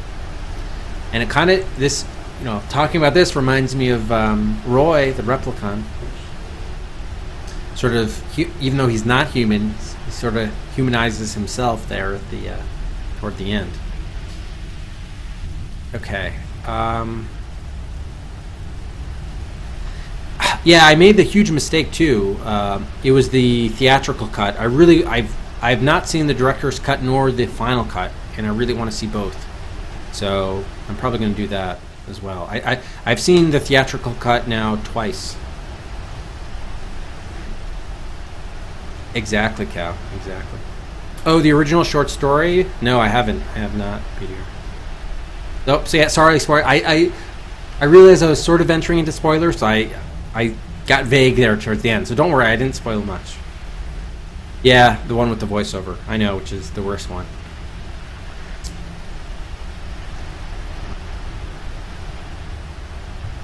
All right, so let's pass by them. The sea thrashes against the shore with storm-driven fury. Okay, let's save here again. 64 lighthouse. Unlock door. I guess we gotta probably change first. Maybe? Actually, we might still have to be carrying the keys. Yep, you unlock the massive bronze door. Open it. With great effort, you manage to pull the ancient creaking door open a few inches, enough to slip through. Okay, east, bottom of the lighthouse. Okay, nothing going on there. Go up to the top of the lighthouse. Sitting in the middle of the room, beneath a large hexagonal skylight, is the most bizarre, incomprehensibly complicated device you have ever seen. Let's check out this device. Oh no, both Nox and Cow have been around a while. It looks a bit like a telescope, a bit like a microwave oven turned inside out, and a bit like the industrial laser from Goldfinger. It's pointed almost straight up, right through the skylight, aimed directly at the rumbling hole in the sky. Its exact purpose is unfathomable, but it is emitting an ominous throbbing hum and radiating a curious warmth that causes an unwholesome prickling sensation all over your skin. Most of the exposed components are too complex to comprehend, but there is a receptacle about 2/3 of the way along the thing's barrel that contains a round mirror, like a focusing mirror in a telescope. It's as though you could remove it. Indeed. Wait a minute, what's the mirror that we have? Oh, you know what? I bet they did. Hang on, what mirrors do we have? Sudden flash of lightning from outside momentarily etches the room in sharp black and white contrast. Okay, I want to see what's in our trench coat here. Where are the trench coat? Okay, what are our mirrors? Which ones do we have? We have four. Oh, we do have all four. So which one is in there?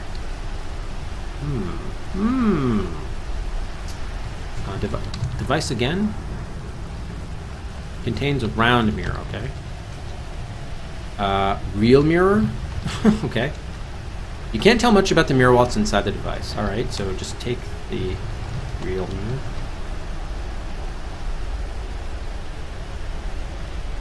The receptacle lets go of the mirror with a metallic click and a pneumatic hiss. Well, if it isn't the loyal wife. You whirl around to find Michael standing in the doorway, flanked by 2 robed guards who stare at you with a distinct glitter of malice in their eyes. Shit. Can we undo that and, let's take all the mirrors. I think there are only 2 that are of consequence. Because remember the blueprints changed them? So maybe whatever the mirror 3 is, we probably don't want the accurate one. We probably want the inaccurate one, which would be, I guess, any of the other 3. So here's what we're going to do. Let's take mirror 2 and mirror 3.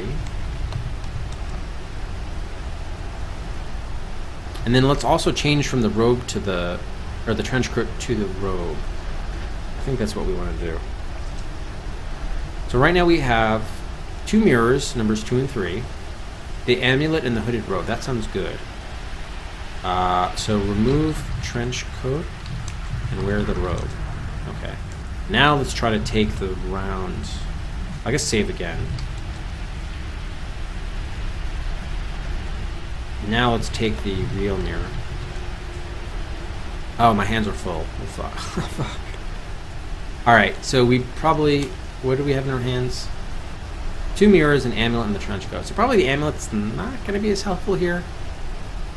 Probably not. So remove robe, wear trench coat,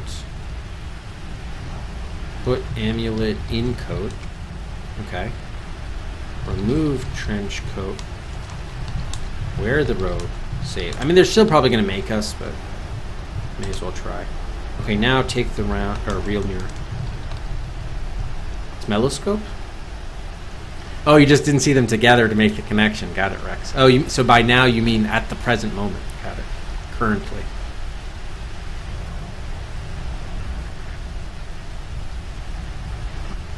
Did Philip K. Dick also do the story behind Minority Report? I think he did, didn't he?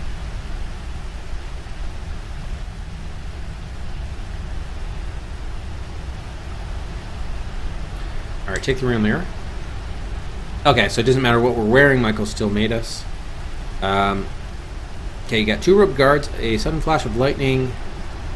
Probably you gotta move quickly and put it in the other mirror or something, I would guess. But, can we get a measurement on this real mirror before we die? Put real mirror in calipers? Oh, we're wearing the robe, aren't we? Shit. Alright, let's at least get it. Hang on, yes. We gotta restore, since the robe didn't matter. Alright, remove robe, wear the trench coat, take the calipers, now save, and now take the real mirror. Okay, he did do that one as well. Nice. I really like that movie. Okay, so now put real mirror in. Oh shit, we slipped mirror 2. Damn it. In calipers. The instrument holds the mirror delicately clamped between its pincers. The readout is 0.149. Okay, so it's the same as mirror 3, which makes sense. So it's mirror 3 / real mirror. So we need to definitely swap it in with something else. Michael smirks as he advances on you. You're quite a persistent little tart, aren't you? Quite the gutsy little irritant. I suppose Michael must have been one of those modern men. Didn't go in for the submissive type. Michael, or whatever fiend is speaking from behind Michael's face, sneers. Didn't have the balls for it is my guess. In my day, we know how to keep our wives. A headstrong woman should be broken in, just like a headstrong horse. You cheeky bastard. Alright, can we just say put mirror 2 in receptacle? Don't touch that, says Michael, pushing you sharply back. Michael walks past you and runs his fingers along the strange device. My, you do keep busy, Michael remarks when he finds the focusing mirror missing. It's a good thing I caught you in time. He turns to you and holds out his hand. Your little game is over now, woman, and you've lost. Give me the mirror now. Alright, now we give him the decoy. Let's give him mirror 2. This is what I wanted to do. Give mirror 2. Actually, we could see the death if we gave him the real mirror. It's probably worth checking out. What do you think? Let's see that. 64. Michael's mirrors. Give real mirror to Michael. That's more like it, Michael says. Michael pauses, glances down at the mirror in his hand, then smirks at you. But of course, there's no telling where else you've been poking around, what you might have gotten your dirty little hands on, He leans in close to you, and you can smell corruption on his breath like rotting oranges. I've been wondering where this had gotten off to, he murmurs in your ear, taking the caliper-like instrument from you. He applies the instrument to the mirror and frowns as he checks the readout. Then he smiles. Oh, so we actually want to give him mirror 3 then. So it passes the caliper test, but is not actually the real mirror, because I guess there's some other property which makes it not the real one that's needed. Well, that's that then, he says, placing the mirror back in its receptacle. He nods towards the guards, who seize you and begin dragging you down the stairs. It's time to clue you in to just what's been going on around here, Michael says, following behind you. First hand, I think you'll find it quite enthralling. You are dragged bodily down to the foot of the lighthouse and around to the rocky outcropping, where an island of flesh floats just beyond the breakwater's tip. The guards shove their way through the crowds of robed supplicants, carrying you to the island's center. They force you to your knees, and despite your best efforts at escape, manhandle you into a pair of handcuffs looped through an iron ring set in a heavy stone block. The block is so low you are forced to remain kneeling in the squelchy muck, craning your neck to watch the orgiastic ceremony taking place. And your husband, no, you tell yourself, not your husband, the creature that your husband has become, leading the terrible rites. Warning, action called with object 0, PC equals 26, BD9. We'll ignore further occurrences. Island of Flesh. So that's about over here. The island is barely 40 feet across, its surface covered with an ankle-deep layer of slime and muck. Underneath the muck, the ground throbs, heaving rhythmically to a blasphemous living pulse. The sea thrashes against the shore with storm-driven fury. The robed guards hover to either side of you, waiting for you to make a move. Michael stands in the center of it all, leading the hellish rites. Robed cultists crowd around on every side, some of them brandishing flaming torches, some of them chanting in some hideous archaic tongue, all of them swaying to the hypnotic pulse that rises up from the depths of the fleshy ground. You are handcuffed to one of several heavy stone blocks set in a rough semicircle around the center of the island. Lashed to a stake in the center of the island is a young boy. Oh, it's probably Jeffrey Greer. Yep. So shit, we're not dead yet? I was hoping we'd be dead. Because I don't want probably it's only going to be a few more moves. So we may as well just take a look around, get the death, and then restore back to when we can give him the decoy mirror. How's it going, tact?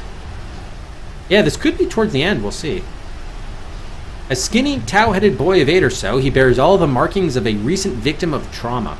His face is smudged with dirt, his wrists are raw and red from the tight bindings, and his eyes are shadowed with deep, purple half-circles.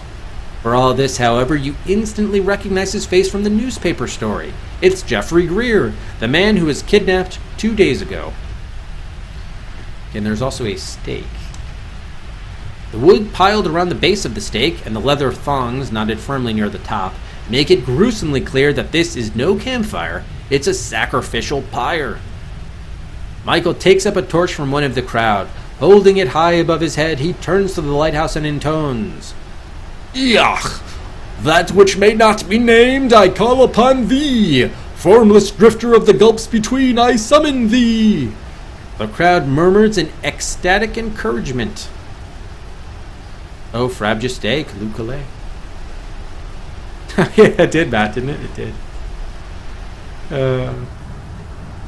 Alright, let's take a look at Michael.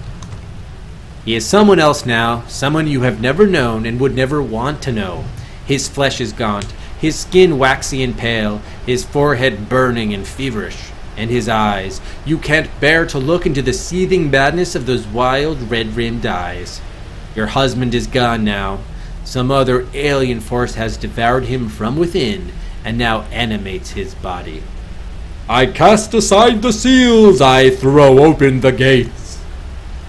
Michael traces a mystic sigil in the air in front of him with the flaming torch. The flames seem to hang for a moment in strange patterns before twisting away into nothing. Ohodos, Sias, Abison. The torch flares up with a roar, and the ocean waves seem to respond with sudden, inexplicable fury, crashing brutally against the island. Okay, can we do anything with the block? The stone is roughly cubical, nearly a foot long on each side. There is a thick iron ring embedded in one side which you are securely handcuffed to. Michael turns his back on the lighthouse facing out to sea. To the east where the spawning chaos seethes and suppurates within the crucible of Grum, from whose burning pustules arise the million unseeable forms, I summon thee. How do we think we're going to be doing this, by the way? Is it just if you put in the wrong mirror? Probably not. There's probably something else we need to do. Because otherwise they wouldn't give us all this opportunity to do shit. So we're handcuffed to a ring, right? So we could apply fish oil to slip out of the handcuffs, maybe? Well, if we could even access the fish oil.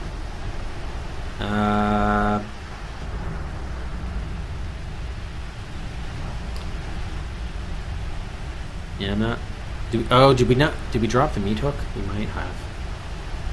And nothing else is really... I guess we have the glass shard, but that's not going to do much on the handcuffs. Needle. Oh, we do have the amulet. Can we take the or wear the amulet, maybe? A butted foot slams cruelly into your ribs. Keep still, bitch, snarls the guard. Michael makes a quarter turn to his left. To the north, where the howling hunger sweeps invisibly across the yellow plains and gnaws upon the entrails of the pious, I summon thee. A monstrous bolt of lightning licks down from the sky and strikes the sea just north of the island, sending a spume of steam and boiling water 50 feet into the shrieking sky. Screams of fear and rapture erupt throughout the pressing crowd, almost inaudible beneath the deafening peal of thunder. The boy cries pitifully, his sobs going unheeded by the chanting cultists in the raging storm. Ask boy about bear. A heavy fist... Okay, we have to keep silent pitch now. Michael isn't even phased. He makes a half turn to the right and continues. To the south, where the 7 corpulent sultans of Slastha stand in judgment over the heretics of Kron and force their vile copulations upon the repentant, I summon thee. Another lightning bolt, this time striking just south of the island, and another spume of water. The crowd begins to writhe and gibber madly like a single plasmic organism. Lovely. We can't do anything with the amulet? Jeez. So probably we have to wear the amulet even before we get here, I guess. Yeah, probably. How are we going to rescue what's-his-face, though? Here. Nothing we can do is going to do anything. Yeah. Michael makes a three-quarter turn to his left, coming all the way around to face the lighthouse once more. To the ultimate west, wherein lies the void that conquers all, I summon thee. The top of the lighthouse begins to glow with an unwholesome violet light. A low, ominous vibration creeps up from the ground, crawling up through your bones and reverberating painfully in your teeth.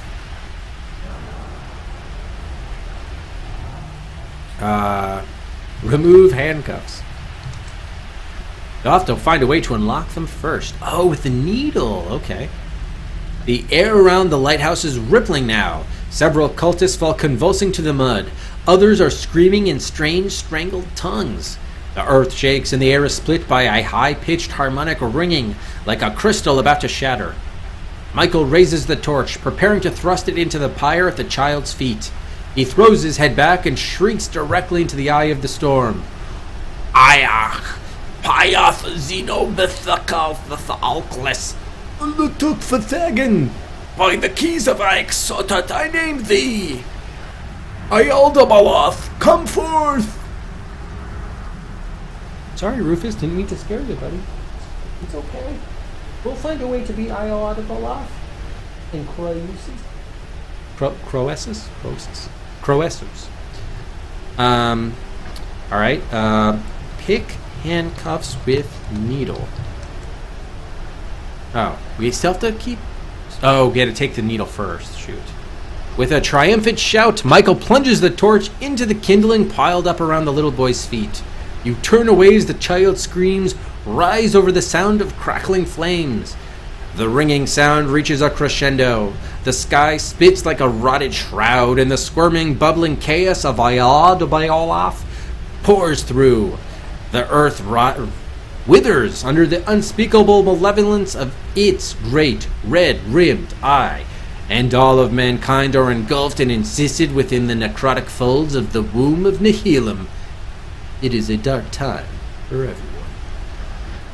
Mankind's doom is complete. In that game you scored 64 out of a possible 100 points. It is, however, all for naught. You have died. An orgy report. Oh, man. So Michael's mirrors. Okay, so a few things we could do. One is we put it in the wrong mirror. Two, we got to pick that lock. And then also we need to, I guess, be carrying the needle. We don't care about the robe, so we should remove the robe. Oh shit, okay, this is the wrong save. One more save. We got to get ready. So remove the robe. Okay, we're not wearing it. We want to make sure that we're carrying the needle. And we're going to be taking the real mirror, but we also need to make sure we're carrying the dupe, which is mirror 3, like the clone. So it'll pass the calipers test, but it won't be the real mirror. So that we need mirror 3. We already have that. Okay, we're carrying that. What else do we need? We got the needle, the calipers, mirror label 3, and the robe. Okay. I'm trying to think. Do we need the tin? Probably not. So if the needle can pick the lock of the handcuffs, we're still going to have to find some way. Oh, we need the amulet. That's right. We need the amulet, I think. Okay, so take the amulet as well. In fact, can we even wear the amulet? You slip the amulet around your neck and drop it inside your shirt. Okay, that's good. That'll give us maybe some protection.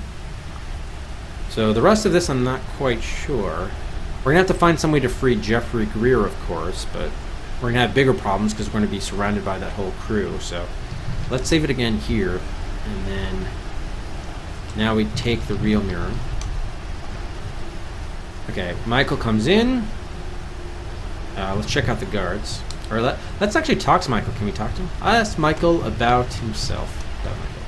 I've no patience for your chatter, woman, Michael snarls. Is there a way to block notifications? Oh, you mean mobile only, but not like his notifications in general at large? Yeah, that I don't know. You can obviously turn it off for people, but I'm guessing whatever changes you make in the app will cascade to desktop too. Meets back on the bed, you boys. Oh man. Okay. So let's look at the guards. The guards eye you with malice and a certain hunger, as if they were just waiting for an excuse to tear you to pieces. Alright, now we're going to give mirror 3 to Michael. Okay, so he looks at the calipers. Okay. So it looks like that passed the test. We go to the island of flesh.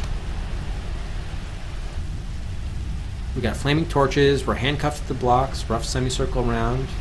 And we got Jeffrey here. Okay, so let's do a save here. 64 Island of Flesh. And can we pick handcuffs with the needle? No, we can't. Keep still. So if we can't do anything, we can't do any action. I guess we just wait for Michael to do his shit. And with the wrong mirror, stuff will go bad, and then we'll find out what happens. But it looks like we can't do any action. Unless we can talk to guard about the guard. You can't think of anything to say about that. Okay. Ask guard about Michael. Yeah, keep silent. Okay, I guess we can't do anything. So let's let him do all of his thing. Can we look at the sigil, by the way? Can't see any such thing. Torch, was it? Burning torch with a flashlight. I mean the burning torch. The torch's flames lick the air hungrily. Alright, so let's just wait through this thing to the south. To the ultimate west. So what happens? We've now got the wrong mirror in there. What happens?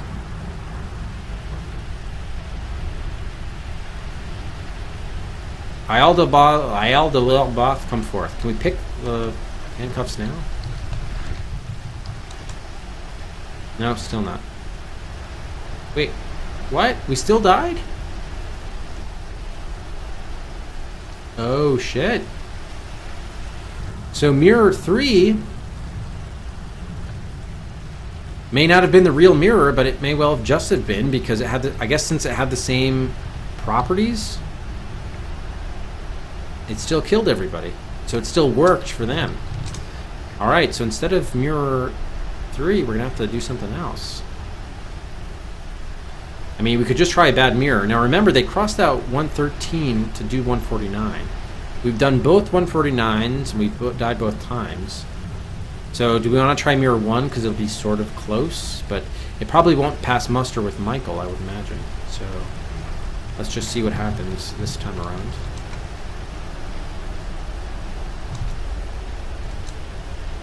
Give mirror 1 to Michael. So he's going to measure what's at the calipers. It's going to be off by 0.0006. He frowns as he checks the readout. This is not the correct mirror, of course, Michael says, putting away. You're beginning to bore me, woman. Give me the real mirror now.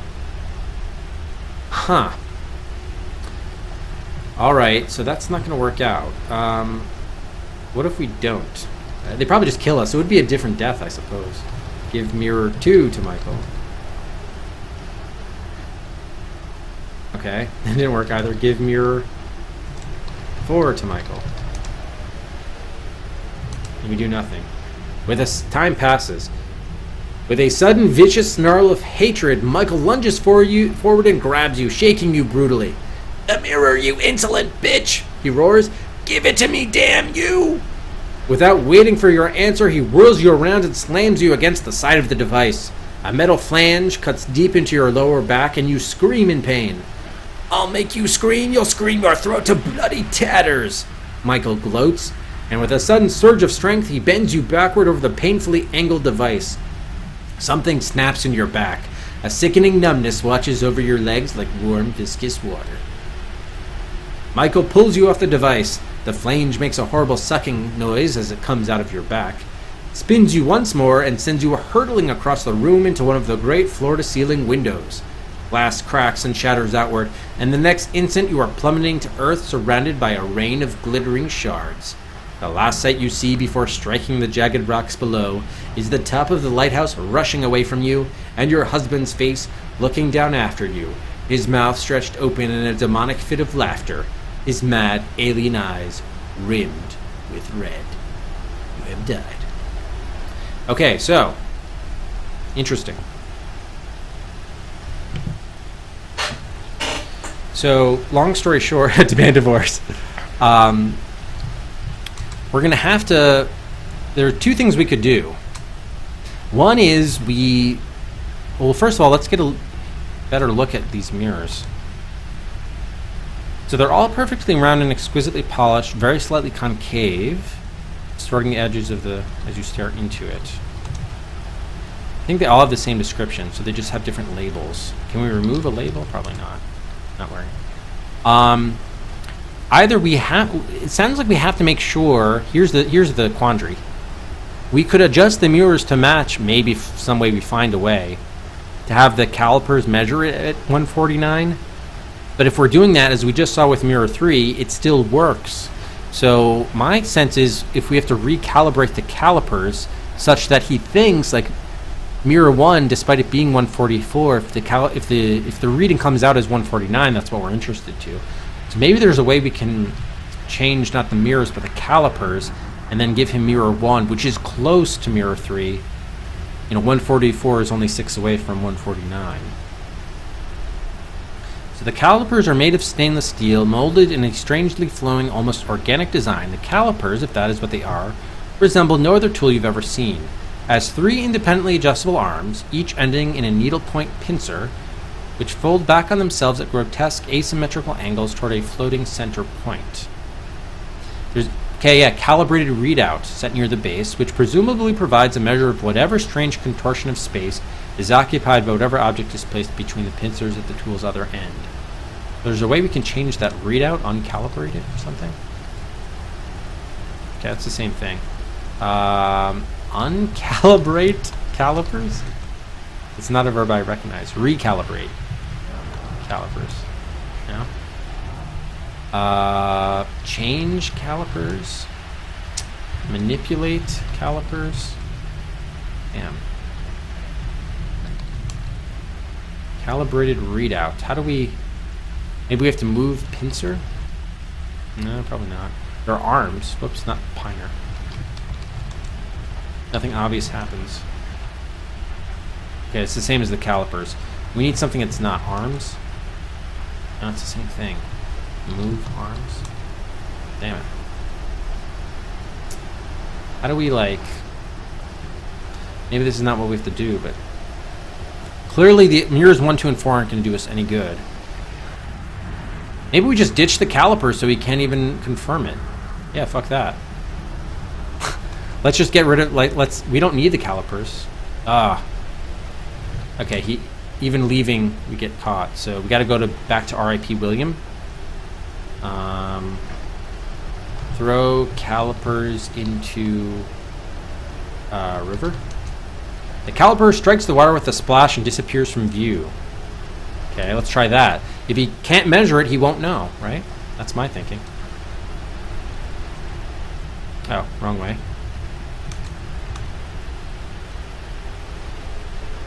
Breakwater. Okay, we need to remove the robe. Oh, sorry. Unlock door. Okay, enter lighthouse. Alright, what do we need again? We need to wear the amulet. We need to... I guess the mirror doesn't really matter, and I guess also take the needle. I want that ready. Alright, go up. Alright, save it again here. Let's try this. 64, lighthouse. No calipers. Yeah, if we can't change the calipers, just not have the calipers at all. My thinking. Take real mirror. Okay, he's here. We wait for him to ask for it. Give mirror... Oh, might as well give mirror 1. It's close enough, but it's not right. To Michael. Okay. My spies tell me you tried to destroy one of my expensive tools, Michael says. That is very, very irresponsible of you, I must say. It's a good thing I keep a spare handy. Ah, fuck. He draws a duplicate set of calipers from his pocket. He applies the instrument to the mirror and frowns as he checks the readout. Alright, it was a good idea, but they had an answer for us. Damn it. Damn it. Replacement calipers. Alright, so... throwing away the calipers won't do us any good. Yes, I think we do need to somehow change the ones we do have. Yeah, it's pretty trolly, isn't it? Whoops. Oh, I tried to restore and I put remove instead and we died. Okay. So, go back to the lighthouse then. So we do need to find some way to change the calipers that we do have. How are we going to do that? I guess we could like hit it with something, or I don't think we have the meat hook anymore, do we? By the way, yeah, when we were on the bridge, could we get the meat hook back, or did it go over the side with William? Take meat hook. Oh no, we were able to take it. Okay, fair enough.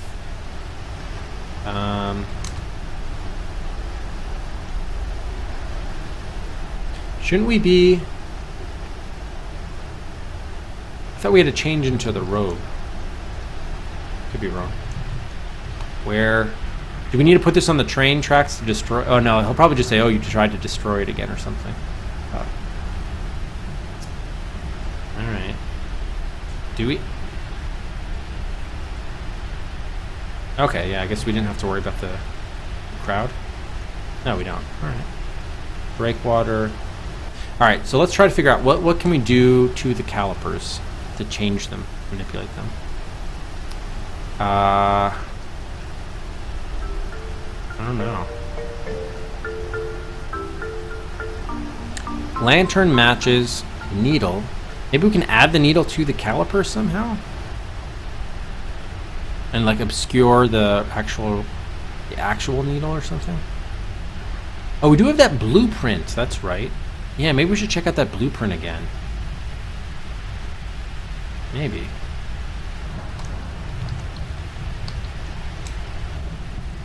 Technical schematic. Yeah, it's the same thing. Complicated arrangements of lenses and mirrors. Okay. So, yeah, this is just to tell you the thing. Alright, that's not going to tell us anything new then.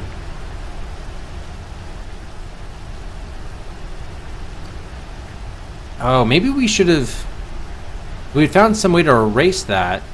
Maybe we should have given him the blueprints that say, like, hey, it should have been 113. Maybe we would have replaced the blueprints or something. Yeah, it's probably too much. Okay. Put needle in calipers. The caliper-like instrument wasn't designed to measure the crusty needle. It won't fit properly between the pincers. Alright, we're going to have to figure this. This might be tricky. Yeah, I think there was a memo. We'll check it out.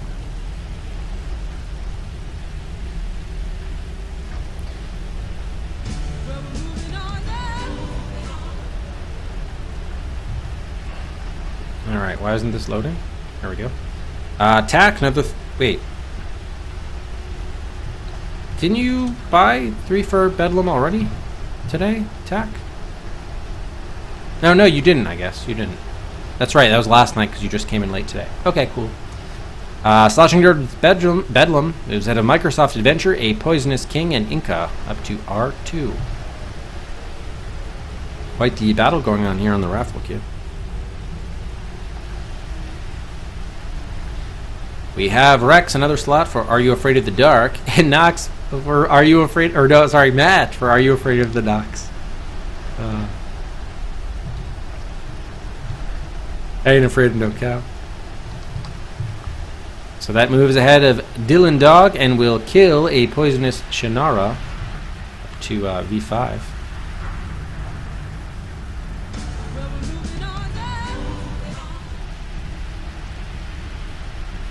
And critical, hey, critical, 1 for Bad Mojo. That also moves ahead of a poisonous Shannara up to, well, it stays in at V4.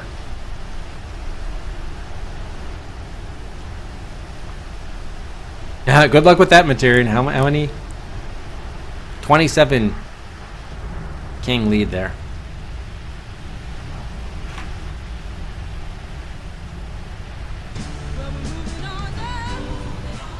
Miria 1 for Chin.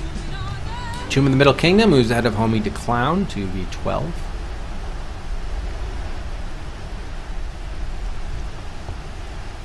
And Moth 3 for Bad Mojo.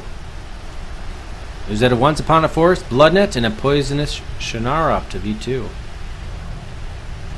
Cedric Wars continue.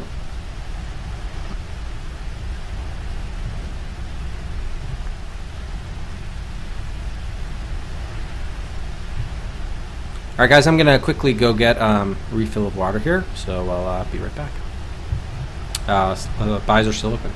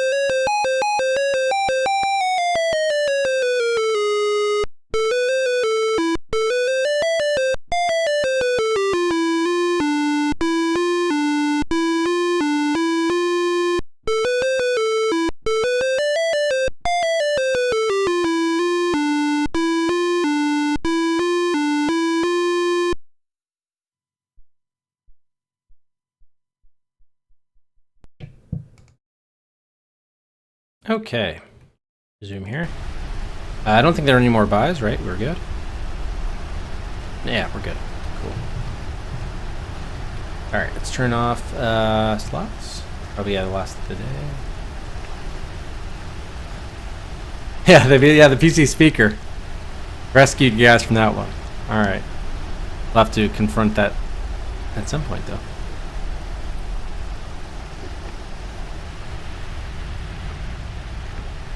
Okay, yeah, I need to look at the calipers again to get a better sense for what to do here. So 3 independently adjustable arms. They each have a needle point pincer. Okay, they don't have a needle on them. I thought there was a needle with the readout or something, like kind of like a meter. Floating center point near the base. Point. About 2 inches long, very old, encrusted with what looks like dried blood. Oh, that's the needle. The point is worn down but still sharp. Base. Attack at the sub Cedrics.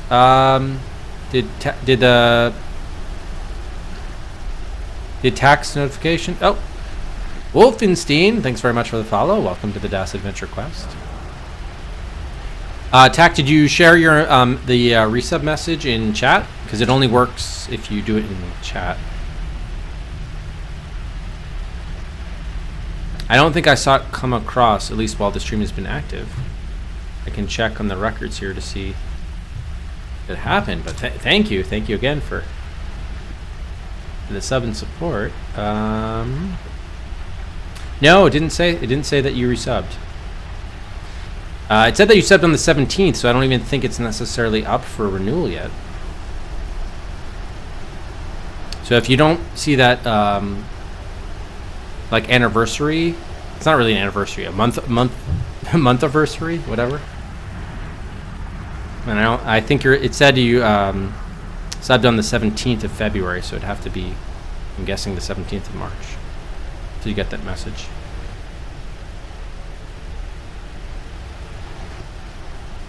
Yeah, so I don't think it's ready yet. You gotta wait to the 17th. And you'll see it'll come up. There'll be oh, that was my mouse pointer. There'll be you'll see in the chat room, it'll give you the option to share the month anniversary, and that's what triggers the automated Cedrics being given. All right, so we looked at that didn't do anything. Yeah, there was the memo, so let's check out the memo.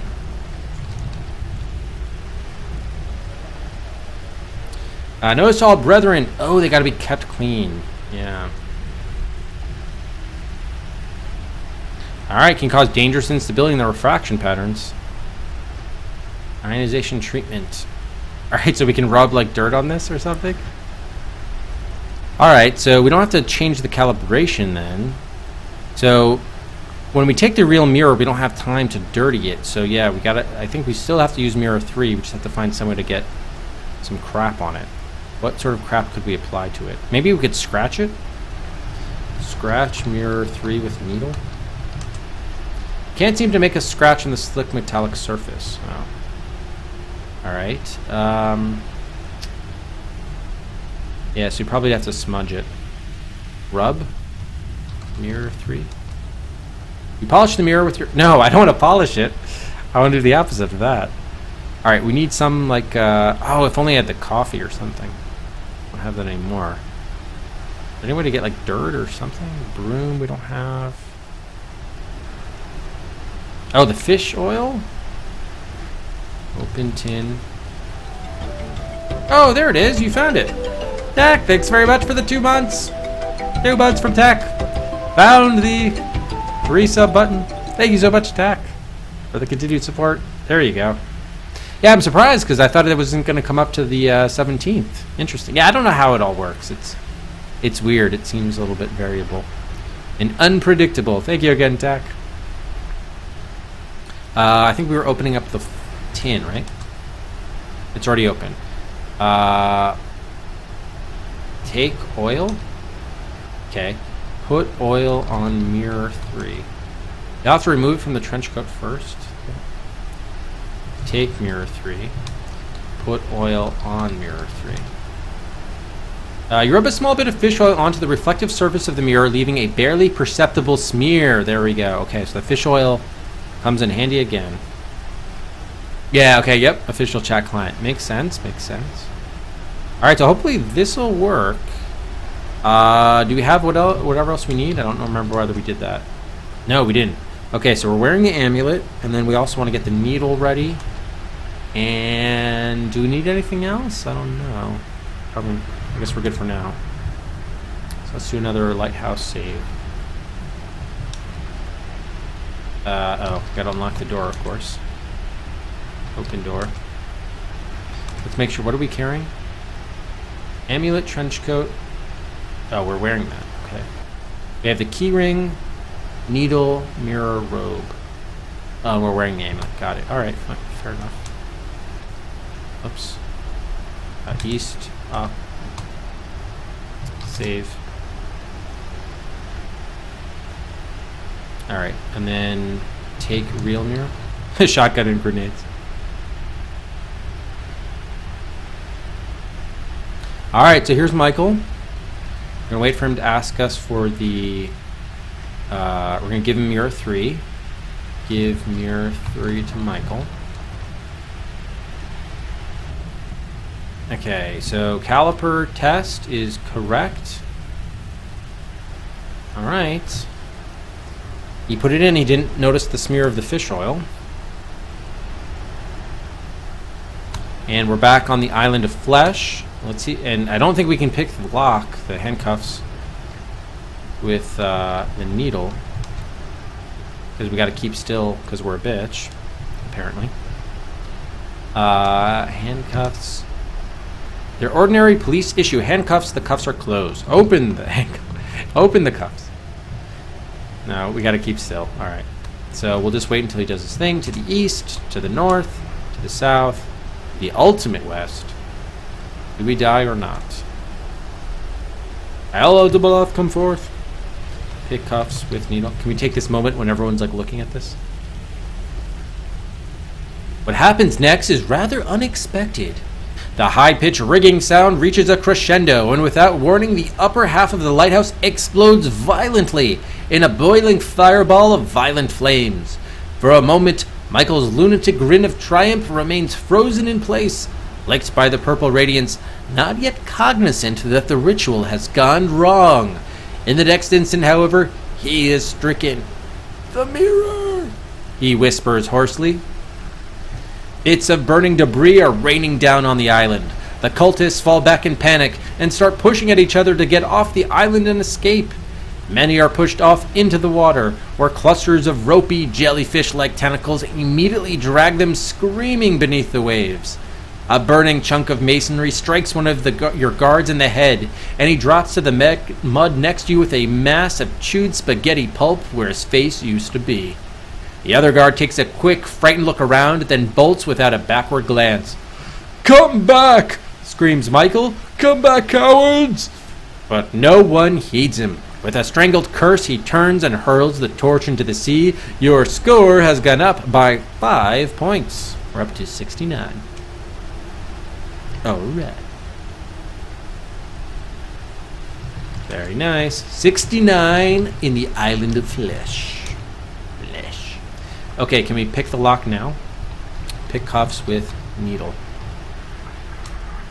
The metal cuffs bite painfully into your wrists, but with a little bit of excruciating contortion, you manage to insert the end of the needle into the keyhole.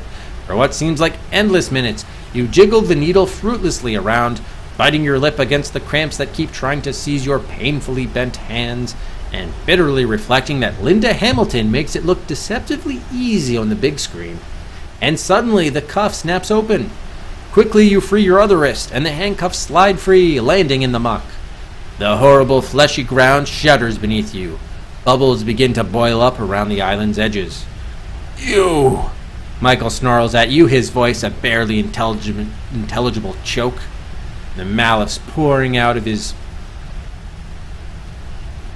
expression is almost more than you can bear to look at it. "If I had the time, I'd gut you right here and now." Suddenly, the ground lurches slightly and Michael smiles. "But perhaps I won't need to." With a mocking bow, he strides past you and hops over to the shore. "I'm sorry I can't stay around to watch you die," he calls over his shoulder, "but I have some rather urgent business to attend to." The next moment, he is gone, running down the breakwater toward town. The boy cries pitifully, his sobs going unheeded by the chanting cultists and the raging storm. Alright, can we just rescue Jeffrey? Probably, yeah, rescue Jeffrey. That's not a verb I recognize. Free Jeffrey. Quickly you untie the bonds, holding the boy to the stake. As his hands slip free, he jumps away from you and eyes you warily. Then, sniffing and rubbing his arms, he runs to the edge of the island, hops over onto the breakwater, and starts sprinting home. The boiling is becoming more violent.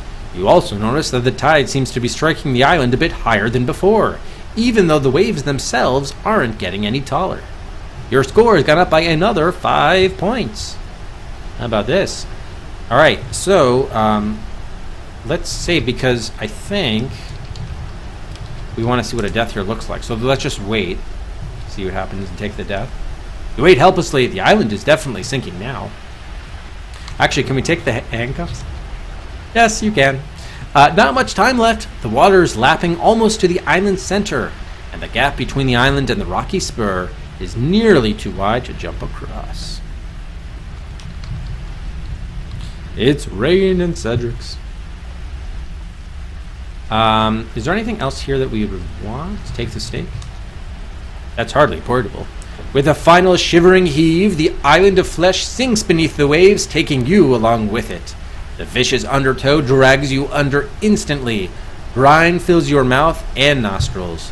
You have precious little time to drown, however, before the gelatinous tendrils from below snake around your throat and ankles, pulling you down to a fate far worse. You have died. Indeed. This is your darkest hour. Okay, so that was just intentional just to see that. So let's just take the handcuffs and then a jump to the breakwater. You jump on the spot fruitlessly. No. Go west. Okay, you hop across the water-filled gap. There we go. Hey, how's it going, Ghost? How are you doing, sir? Small outcropping of stone, right? Okay, the rocky spur. Beyond the breakwater's tip, where before there was only a patch of oddly turbulent water, a small island has risen from the sea. It is quickly sinking back into the churning waters. So you can go here, but this is more like a dotted.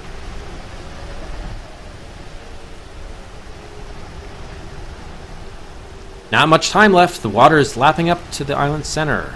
Well, we already jumped across, so I'm not concerned. Is there a way to die otherwise? Probably not. So what do we do now? All right, let's just think about this. We've saved Jeffrey. We've thwarted the call of not Cthulhu, but Ayaldabalayaloth. So I guess the only thing to do is maybe exorcise Michael. So we probably should try to find him. I guess that's what we'll try to do. Go to the lighthouse. Isn't the lighthouse like blown up? It might be interesting to go up there to see. Oh, nice. You got your computer all set, ready to go? Yeah, let's just go for fun. Let's see if we can go into the lighthouse or not. The oppressive weight of the lighthouse is gone, blown away in an explosion of violent fire. The lighthouse is now a hollow shell, open to the sky, surrounded by blackened remnants of its brooding legacy. The stairs now lead to nowhere but broken masonry and empty sky. Alright, so yeah, we gotta go back to the breakwater, Mill Road. Where do we think Michael went? Back to the house? I don't know. Maybe he went to the cavern area, but I think we would die there. Should we check up on... Well, might as well just check up on Jeffrey, make sure he's okay. The young boy you freed from the island is standing here. He gives you a fearful glance. Ask boy about bear. I'm not supposed to talk to strangers, mumbles the boy, looking down at his shoes. Silently, the boy walks through the churning mud to the front steps of number 11, Milltown Road. For a moment, he stands there on the stoop, looking back at you, dirty, disheveled, drenched by the streaming rain. Then he turns and, raising his little fist, knocks on the door. The door opens. The old woman looks out, then looks down. She sees the boy, and it seems that she becomes just a little bit younger at that moment. "My baby," you hear her say, and then she is on her knees, folding her son into her arms. She stands, still holding him, and looks over his shoulder at you. "Thank you," she says. Her eyes speak volumes of gratitude that her words will never be able to express. "Thank you for bringing him home." And then she goes inside, and the door slowly closes behind her. Okay. Well, GG Jeffrey. So we did locate the device. We rescued Jeffrey. We did conduct... we still might need to do that, actually. I'm pretty sure we don't need to do the rest of this. The fly buzzing the office guy. Well, the tentacle monster, now we found out, like, I'm surprised that wasn't really related to the Nihilum god. Like, it was killing some of the cultists that were going into it. That was interesting. Alright, I guess we'll just say find Michael now. Find and exercise Michael. Should we knock on the door? It would be best to leave the two of them alone for now. Alright, fair enough. At least we got to see. It was a nice little scene to see, for sure. Alright. Or we could try to leave here on the train. Alright. Junction. Do we want to go to the library at all? Might as well check quickly. I doubt there's anything here.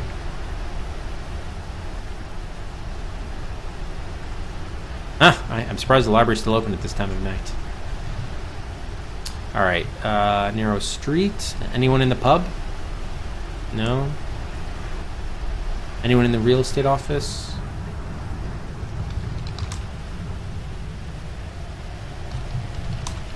Okay, there's still only one message. Alright, whatever. Alright, let's go south. The bridge. Okay, we're back to the town square. Michael, or rather the thing that has possessed Michael's body, is standing here. The poor old man... Oh, yeah. Timothy Rebus is still at the top of the obelisk. I wonder if there is probably some way to save him. You get more points for that, I'm guessing. You can also see your umbrella here. Oh, that's right. We forgot to pick it up. I thought it was gone forever. They said the wind took hold of it. Michael looks at you and smiles. It is not a particularly pleasant smile. He walks over to the obelisk and places his hand against the blood-stained stone, then mutters something guttural under his breath. The twisted hieroglyphs begin to shine with an eerie phosphorescence which quickly brightens and envelops Michael. His form wavers, then becomes transparent, and when the light fades, he has disappeared. The obelisk is still glowing. Oh, shit.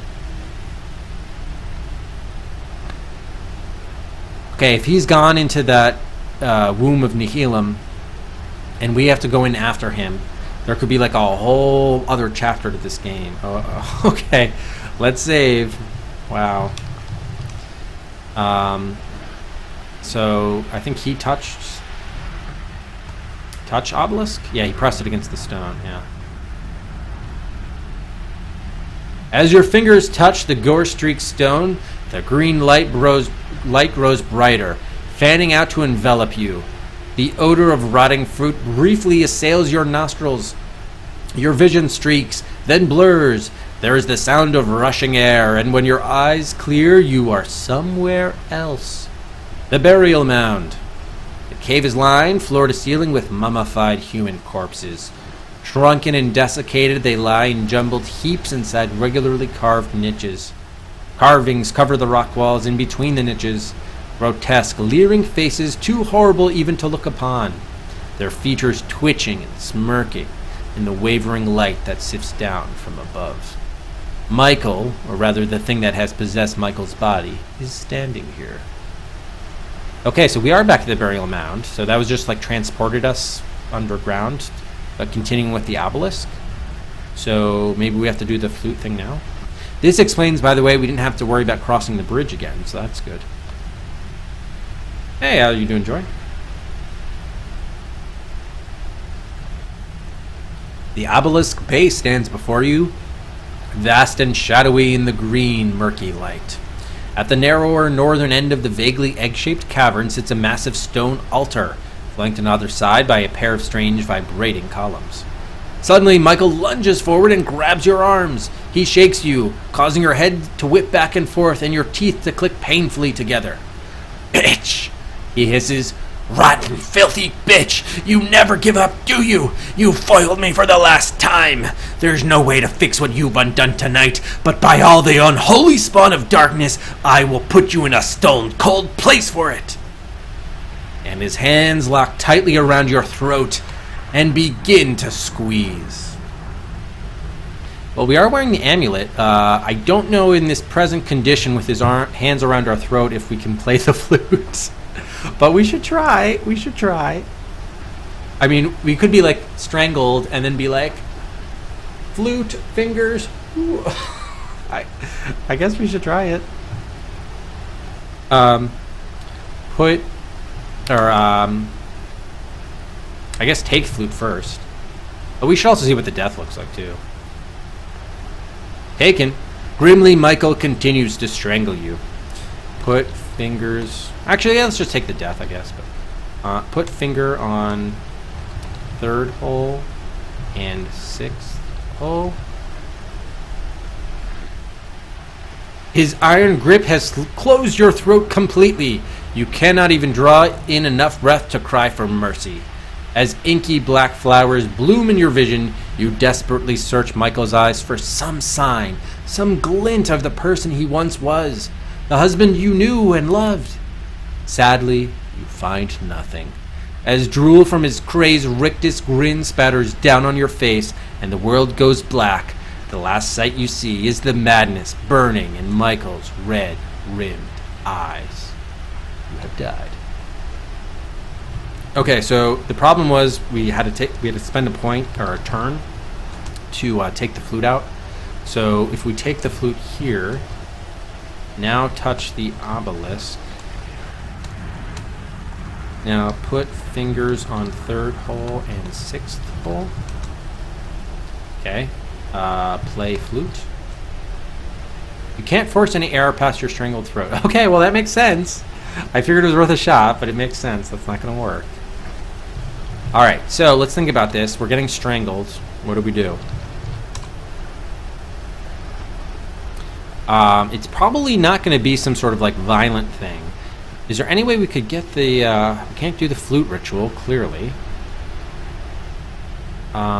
Before... Let me just quickly look at the pictograms. Yeah. Dancing around the mound, comet raining fire and death on mound people, bloody human sacrifice on the altar, deserted mound, comet's eye, tower approval, wavy lines converge at tower tip. Alright, first things first, we got to get him off of us. So... how are we going to do that? Let's see what we got. We do have the handcuffs. Maybe we can like cuff his hands or something. Alright, let's look at our inventory. We do have the amulet. Should we... what happens if we put the amulet on him? We are wearing the amulet, but somehow we're not... That's weird that we're not... we are wearing it. What happens if we put the amulet on him? I don't know if that would be like kryptonite and it would hurt him. It's definitely an option, something to think about. We don't have the porno magazine anymore. We do have the glass shard, so worst comes to worst, we could stab him, but it doesn't seem like a likely... I don't think he's going to be affected by like simple violence like that. Maybe we could slit his throat as he's strangling us. I don't know. Other stuff. Meat hook, we don't... Oh, we do have the meat hook again. So glass shard and meat hook are maybe options. Probably not though. Flute, we can't play the flute. He's not going to be convinced by any sort of documentation. And the rest of it is just keys and shit. Yeah. Alright. So those are what occurs to me. We can do amulet. You already have that. Or remove amulet, I guess. Oh. The green phosphorescence fades away. The obelisk is only dark stone once again. Well, probably a Walking Dead. So just remove amulet, touch obelisk. Put amulet on Michael. Let's see if this is like some sort of kryptonite type effect. You can't, not while he's strangling you to death. Really? Okay, so that's not going to work. I guess, you know, stab Michael with glass shard. Not a verb I recognize. Attack Michael with glass shard. Without even blinking, Michael knocks the shard of glass from your hands, then backhands you hard enough to send sparks across your vision. Odd choice of weapon, he remarks. Silly bitch. He sneers. There's nothing you can do to hurt me. Grimly, Michael continues to strangle you. Okay, can we try that with the meat hook? Before Michael can react, you whip the meat hook up in a vicious underhand arc, burying its point deep under your husband's breastbone. Michael shrieks and sinks to his knees, feebly plucking at the hook's wooden handle, which vibrates in time with his impaled heart. Blood suddenly pours from his mouth in a hot geyser, splattering onto the ground and onto your clothes.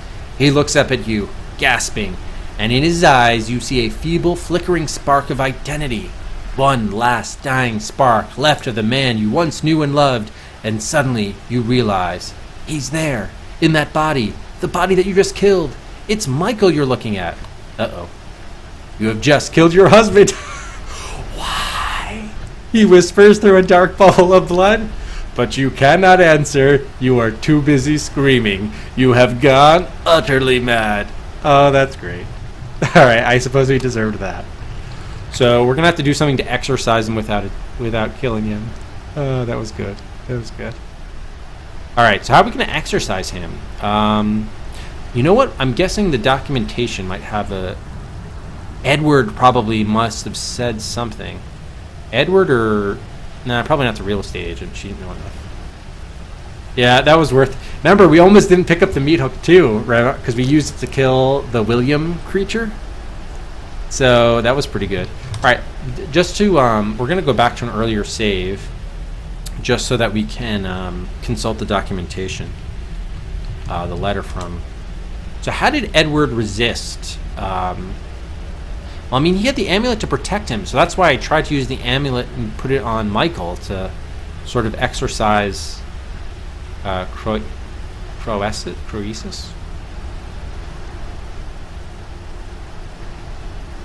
Okay, so how did he do this? The problem wasn't that he exorcised, and the issue was that he never allowed himself to be possessed. So...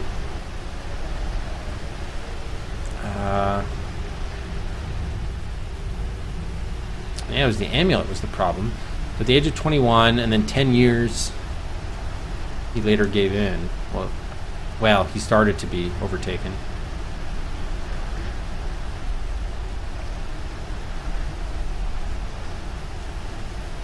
And he said he'd never discovered what to do about it.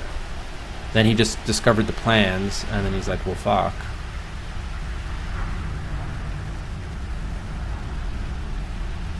He always returns to his blood, that's true. Oh, the needle. The needle would be his blood, maybe. What if we, like, threw the needle or something?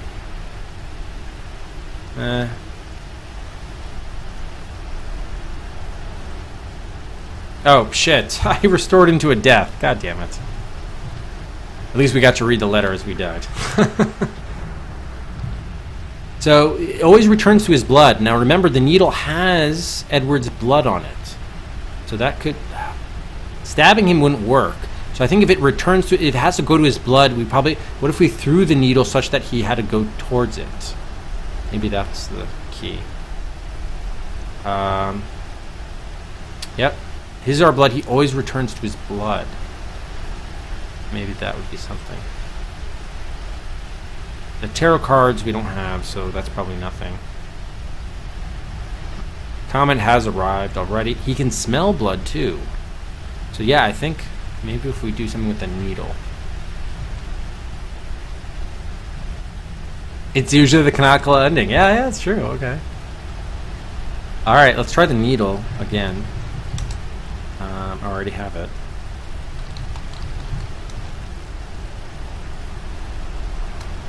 I guess throw needle? Dropped. The throwing is the same as dropping it. Fuck.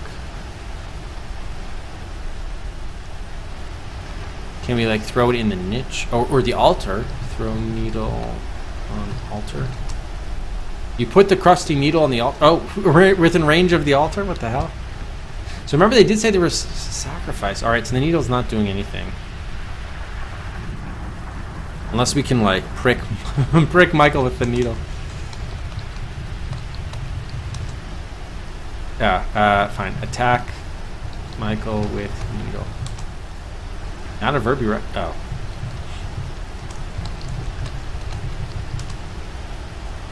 Choice of weapon, yeah, it doesn't do anything. Alright. The needle doesn't do shit. Yeah, attack with the knee. He always returns to his blood. So...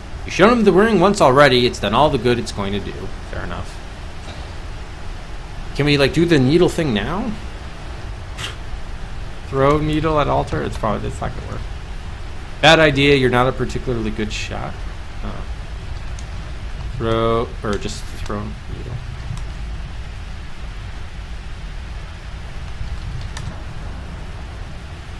Nah, okay. Alright. So, how can we, like, we gotta keep this going. And we can't do it verbally since we can't speak. So maybe show him the slip of paper. What a family album?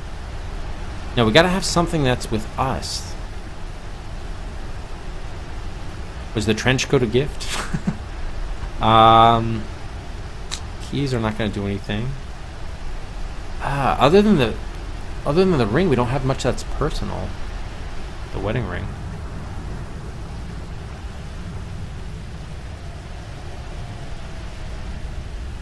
Well, the paper slip, he was doing the research. I mean, it's kind of stupid, but... Fascinating, remarks Mike Lee Riley. But no, thank you. Okay. Or maybe I'm supposed to do something when it's faltered. Maybe there's nothing you can do that first turn. Attack him with the styrofoam cup. Well, see, I can't attack him because then we can't do that. Maybe show him Claudia's letter? So he knows what's going on.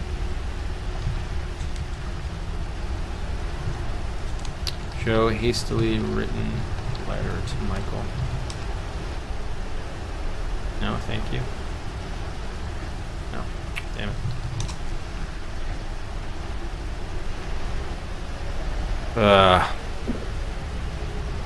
Memo. Well, if he's losing his whole... No, we can't put him in the jacket, right? Read a porno magazine. Put the amulet on him? Oh, yeah. Now we put the amulet on him because if we're slightly free, then that could protect him from Croesus returning. Yes. In his moment of hesitation, you see your chance. Straining against his choking grip, you slip the amulet's cord around Michael's neck, letting the silver pendant drop to his chest. Instantly, Michael begins convulsing, arching his back and clawing at his chest. His jaws stretch open as if to release a howl of torment. But instead of voice, a thick, ropey stream of ectoplasmic mist pours from his throat. It pools into the center of the room, roils about, then coalesces into a human form, the vaporous, half-rotted apparition of Croesus Verlac himself. Well, shit. God, man, this game is just giving out all the points here at the end. You guys are just raking in the Cedrics. Jeez. All right, so we did find an exercise Michael, but now we got to deal with Croesus. Oh, maybe now is when we do the flute ritual. Yep, I think so. Let's save.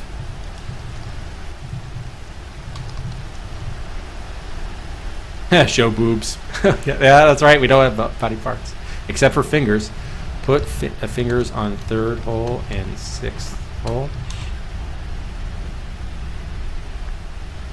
Michael is doubled over with racking coughs, bringing up a thin trickle of blood. Oh, maybe Croesus would kill us. We should see what the death looks like. Even though his original body has long since crumbled to dust, the process of decay has continued to devour Verlac's soul. His apparition takes the form of an ancient, rotted corpse, a blackened skeleton adorned with patches and strings of putrefied flesh, wrapped in tattered cerements of ectoplasm. The ghost lets out a chilling, sepulchral laugh. "You useless, puny mortal," it cries. "Did you really think that there was any way on earth you could stop me? I have lived and thrived for over 400 years. Not even death can claim me."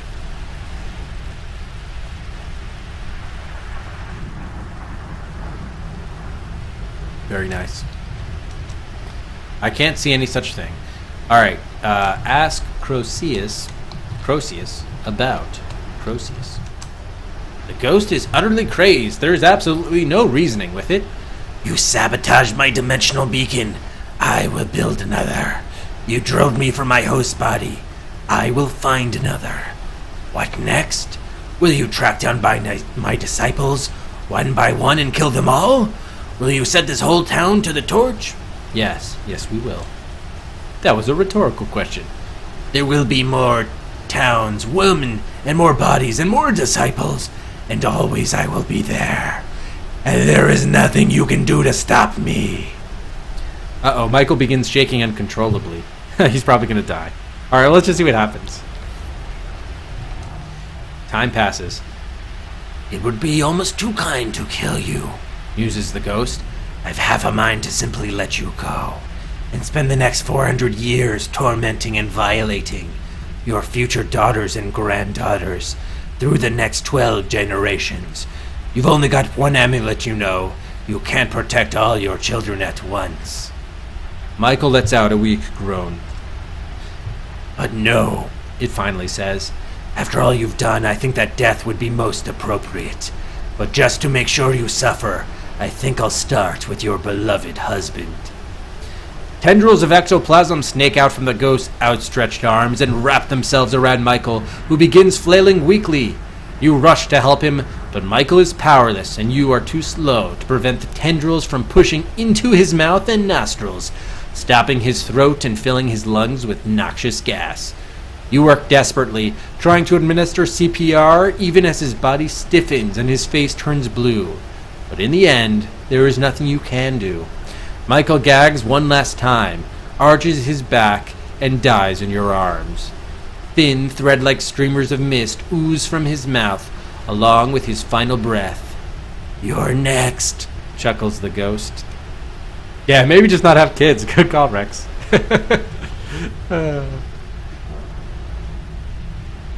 The tendrils wriggle around you like eels, and you barely resist as they embrace you. There is nothing left to fight for. As the mist creeps down your throat and begins to drown you in its fetid breath of graves, you welcome the coming oblivion. You have lost everything. You are in sight of daylight with the foul breath of hell at your back. Alright, so let's just try the flute. Hopefully the flute situation works. Put fingers on 3rd hole and 6th hole. Play flute. Okay, the flute emits an odd mixture of metallic warbling notes which intertwine and harmonize eerily with each other. The strange harmony of the flute blends with the atonal ringing of the two columns, and the three sounds suddenly grow stronger, resonating with and reinforcing one another, intertwining like a dissonant, invisible braid. The sound increases in volume, piercing your eardrums and causing the very air to shimmer. Suddenly, the air above the altar begins to ripple as though with extreme heat. The very fabric of space seems to twist and buckle between the two columns. And then, with a sound like a wet sheet being torn slowly down the middle, the fabric splits. You are immediately swept off your feet by a powerful sucking vacuum, pulling everything within reach toward the portal.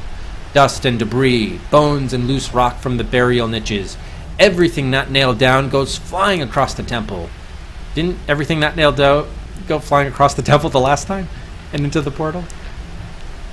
And into the all-devouring maw hovering over the altar stone.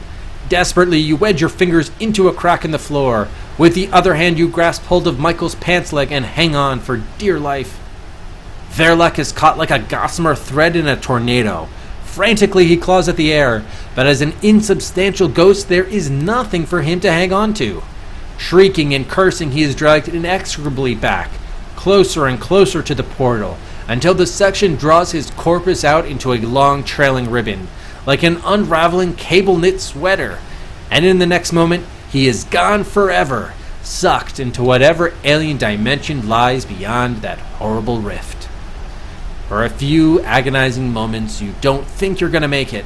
Then, suddenly, the chaos stops, leaving you breathless on the floor. Painstakingly, you pry your stiff, bleeding fingers out of the crack and roll over. The rift is gone. The air is normal, and the columns are ringing quietly as if nothing had happened. Silence reigns. There passes some time that your memory cannot account for, a brief period of blackness and oblivion.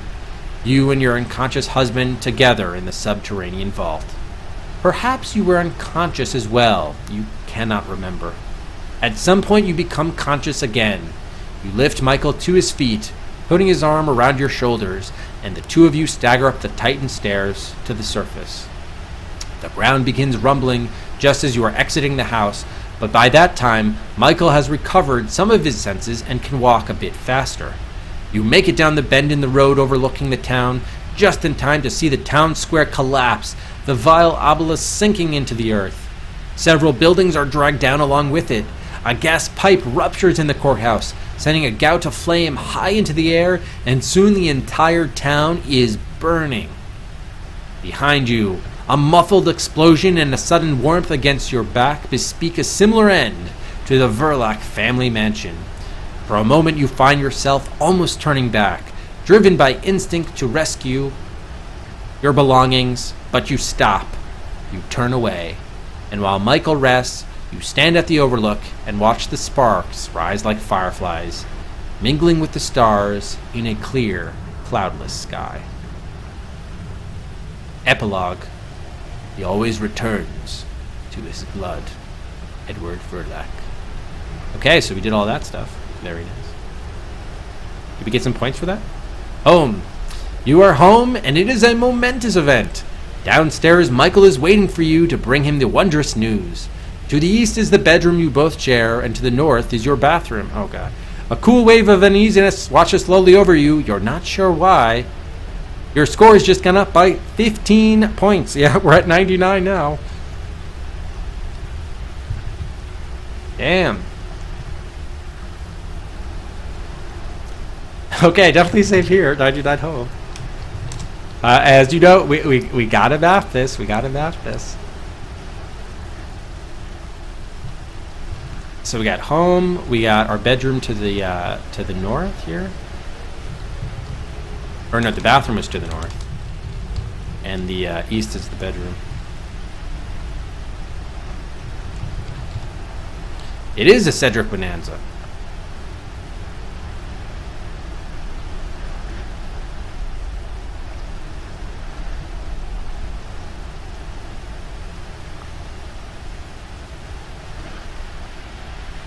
Okay.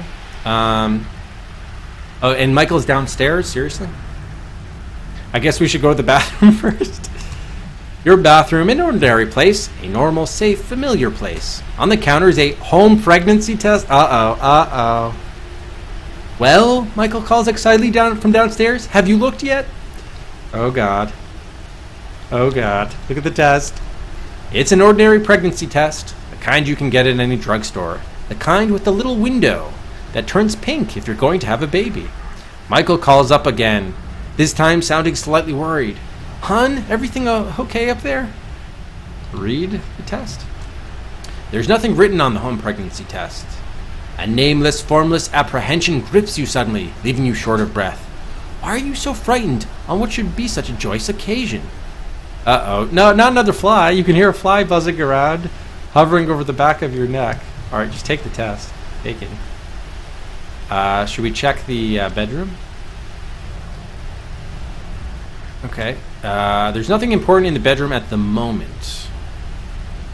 Okay, I can't... They're not telling me what the results of the tests are. Oh, look at the little window. Got it.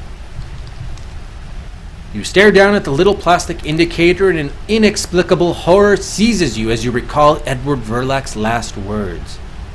And besides, who could say whether the crafty devil Croceus might not concoct some new way to enter the world, through a new body, through that of one of my own daughters, perhaps. The ritual has always demanded a grandson, for Croceus was never one to let such a trivial inconvenience stop him. He would find a way. He always returns to his blood. The window is pink. The test is positive. From downstairs, you can hear Michael joyfully talking to himself. Oh, I hope it's a little girl, he says. I've always wanted to have a little girl. You have won, for now. In that game, you scored 99 out of a possible 100 points. You have banished the evil and saved your husband from a fate most hideous. But you were unable to solve the entire mystery. Thank you for playing Anchorhead. And after 23 hours and 13 minutes, the entire mystery of Anchorhead has not been solved, but we came damn close. 99 points. But that last point remains because, yes, we got knocked up. Croceus will have his way with generations to come. We were unable to not have a baby. Ah, how unfortunate. Damn it. I wonder if there's... Yeah, wow, 1 point short. Maybe we could have destroyed the test, never look at the window or something? Try the amusing things? What amusing things? Use that's what I was going to try, Dark. I'm like, if the game had let us after verifying that the test was positive, I was going to, all right, perform abortion. Like, hang on, can we undo the last move and then, see some suggestion for amusing things to do. Got it. All right, type amusing.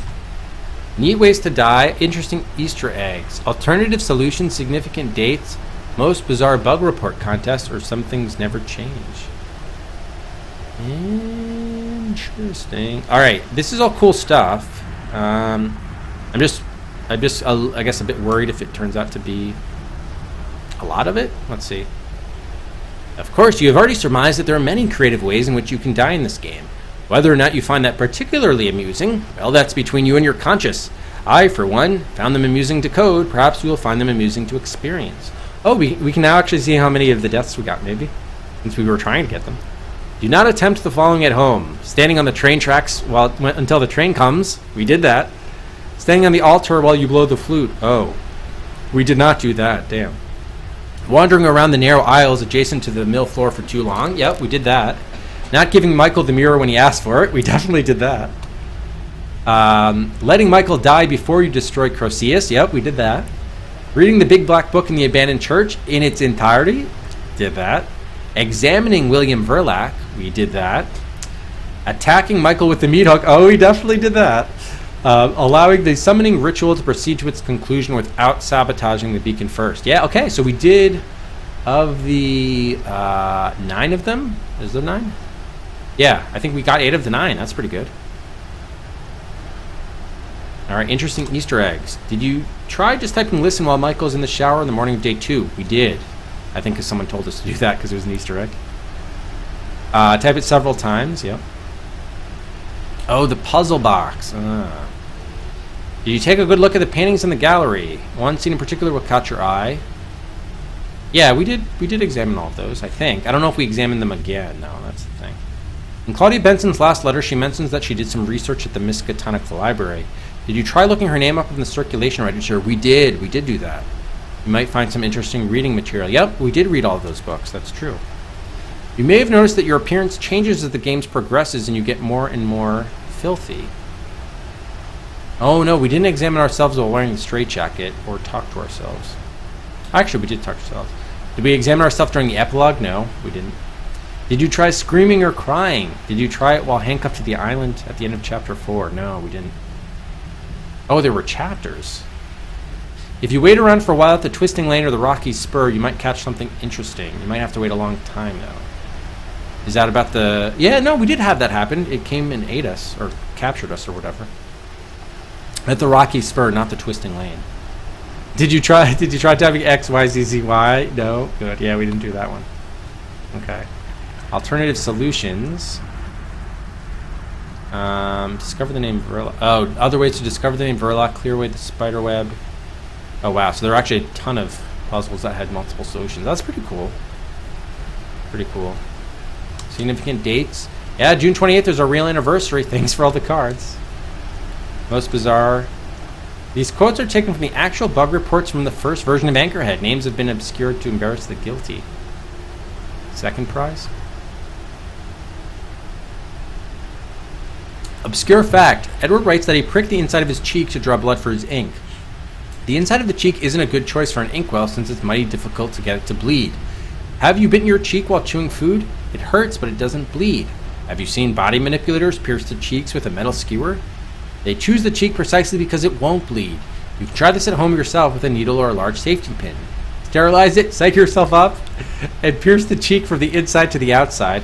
It's very disconcerting, but it's not painful, and if there's any blood at all, it will bleed from the outside of the cheek, not the inside. Ugh. I don't have the desire to try that.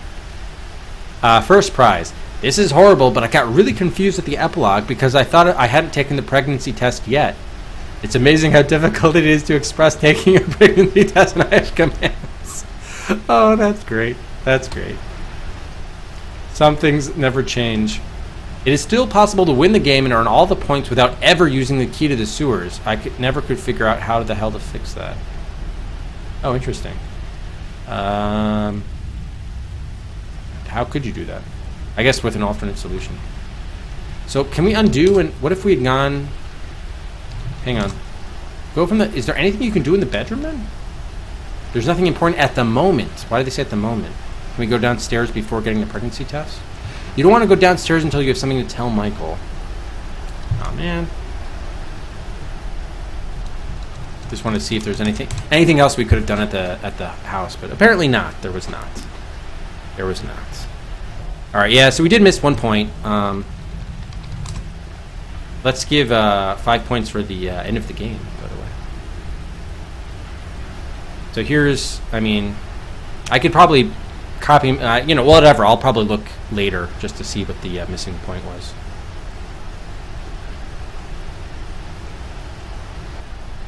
Oh shoot, wrong. Yeah, that's fine. But all of that said, let's finally, well, actually, final thoughts on the game, which was, of course, extremely well written. From start to finish, it was really well done. I was impressed. And the last chapter or so was very suspenseful and a lot of stuff going on. So I think like the end of the game was definitely the last, I guess, couple chapters. Starting from day 3, I felt like really picked things up. So actually the pacing was quite good because days 1 and 2 you're kind of easing your way into it, figuring out what exactly is going on, learning more and more over time, and then as soon as you really figure out what's going on, then sort of shit gets real. So actually I think it was like from a overall game design standpoint, I thought it was really well done. Again, there were a couple, you know, The Walking Dead wasn't great, and there were a couple of puzzles that were sort of misleading, but for one guy doing this and just having a few people help out with QA, it was super impressive. And like really, I think it took Infocom and really stepped it up a notch in terms of like the storytelling. Again, I just wish it hadn't been quite so lifted directly from Lovecraft and had been a little bit more original in terms of the storyline, but totally fleshed out really well. So props to Michael Gentry. The maze I found was terrible, Tack, but I lucked out in getting to the lab, and then also found we just were able to climb the chain down, so I didn't have to go back through the maze, through the narrow aisle. I did figure out the solution to avoid the maze entirely. I didn't have the broom. It was still in the church cellar, so I could never get the broom back, unfortunately. Otherwise, I would have not had to deal with the maze at all. So, again, really strong game. Thank you again, Biz Claveret, for the pick. We didn't discover the Verloc family secret in the archives. Oh, yeah, I don't even know what the family secret is then. I don't know. So let's head to our Hall of Adventure and add game number 124, Anchorhead, up on the shelf. All right, so this is usually my signing off time, so we're going to have to do speed versions of giving out Cedric's for time and death guesses, as well as the raffle and Adventure Showdown Truel. Oh, look, and there's the... Actually, shoot. No, don't buy anything. We got to turn that off. There we go. Is it a sub-raffle? No. Oh, wait, is it? Oh, yeah, this could be... Yeah, you're right. Wow. We're almost halfway through March, but yeah, I think this is the first game we've beaten in March. I think you're right, Classy. When did we beat Leisure Suit Larry? Yeah, wow, February 25th. Yep, this will be a sub-only raffle. Thank you, Classy. You are correct. You're correct. That was from Goblins. Goblins 2, I think, or Goblins 1. I remember. All right, so let's bring up the notepad here. Look, the time and death guesses.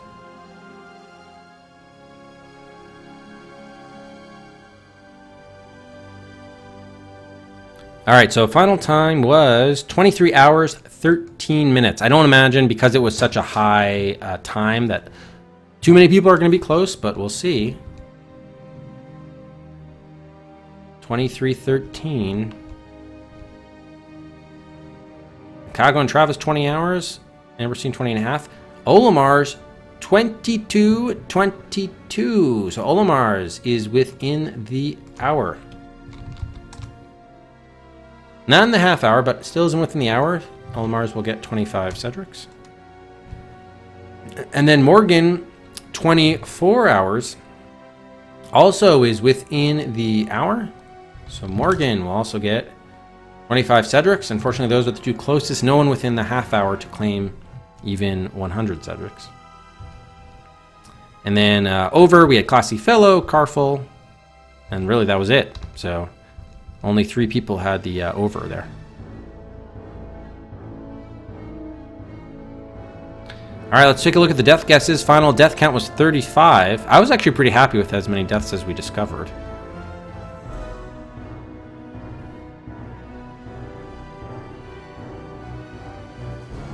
See how close everybody was. We're looking from between 25 to 35 in the deaths. And starting with Morgan, 25 deaths, 10 away, will receive 10 Cedrics. Miria also within 10. Receives 10. Rack 5, also 9 away within 10. Dark, 27. 10 Cedrics for Dark. Trademan, 32. Trademan within 5, I believe, will receive 25? Yes, 25 Cedrics for Trademan. Within 2 gets you 50. There's 1 away there. But Arish was indeed 2 away. 50 Cedrics for Arish. Otherwise known as Ulrishkagal. And look at this, Monastic nailed it. 35 death guess. We did have 35 deaths. Monastic, 100 Cedrics. And same with BDR. Nicely done, BDR. Also 100 for BDR. Nailed the death guess.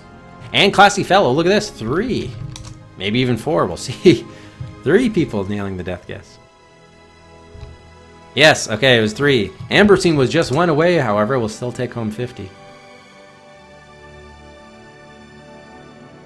Lich, 3 away at 38, will take home 25.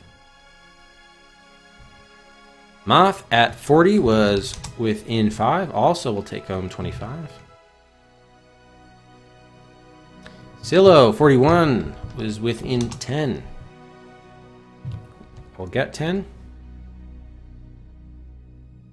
And then same with Carful, also gets 10. And then Materin at 50 was 15 over, so does not receive Cedrics.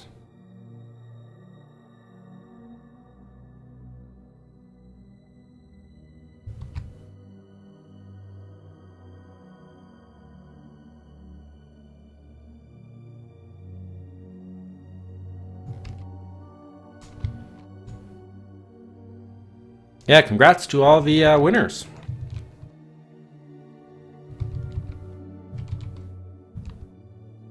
How many hints did we use? Was it 2 or 3? I think it was 3? I can't remember whether it was 2 or 3. I don't know. We can refer back. I think it might have been 3.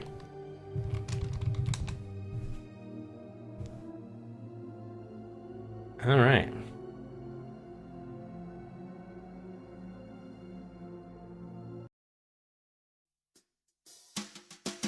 And that takes us to this evening's raffle. Once again, oh shoot, I forgot to do the sub-only graphic for it, but yeah, it is a sub-only raffle. It's been so long. Can we confirm, did Scylla win the last raffle? Yes, he did, okay. So give me a second to set this up. This is gonna be for spot R33 on the raffle queue or a promotion. Subs only. Set it at 2 minutes since we need to move quickly. And raffle is now open again.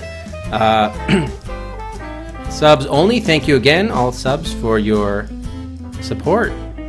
Your continued support of the Das Adventure Quest.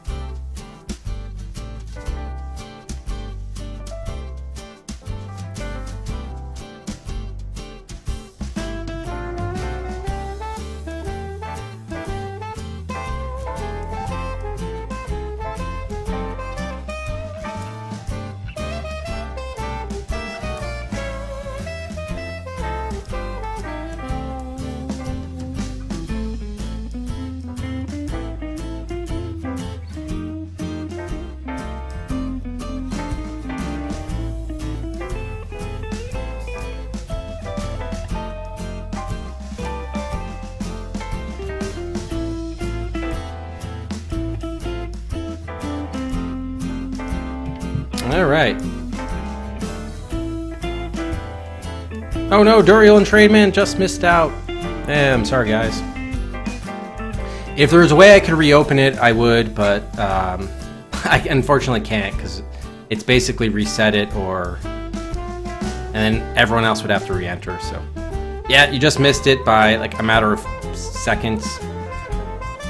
Yeah, about 15 seconds. Too late. And then 30 seconds for Shrademan. Sorry, guys. Shrademan, by the way, you did win for your death guess, I believe. Was it death or time? I think it was death. Alright, so good luck, one and all. Let's get a drum roll, please. And the winner is... Not 2 minutes. There we go. Earth machine. It took a little while for the bot to make its selection, but Earth is that selection. Congratulations, Earth. You have won the raffle. Is that the first? I think that's the first raffle win for Earth. It is indeed. Raffle win number 1 for Earth. Congratulations, sir. Congrats, 2 minutes. Yes. Yeah. 2 minutes wins the raffle. Yeah, so Earth, you can either select a new game from the master list, add to our raffle queue at R33, or promote any queued game already, up 25 slots. Duriel, thanks very much for the 101 bits. Thank you, Duriel.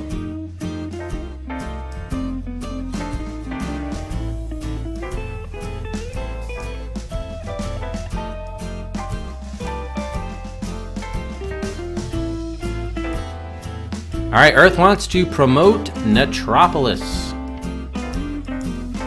if we can get the browser back here.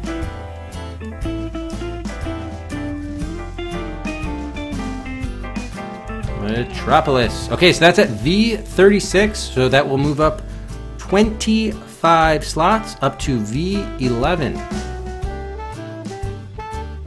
Right ahead of Twin Sins Odyssey. Thank you, Earth. All the other games there will be pushed back a slot as Earth promotes Metropolis up to V11. All right, good night, Matt.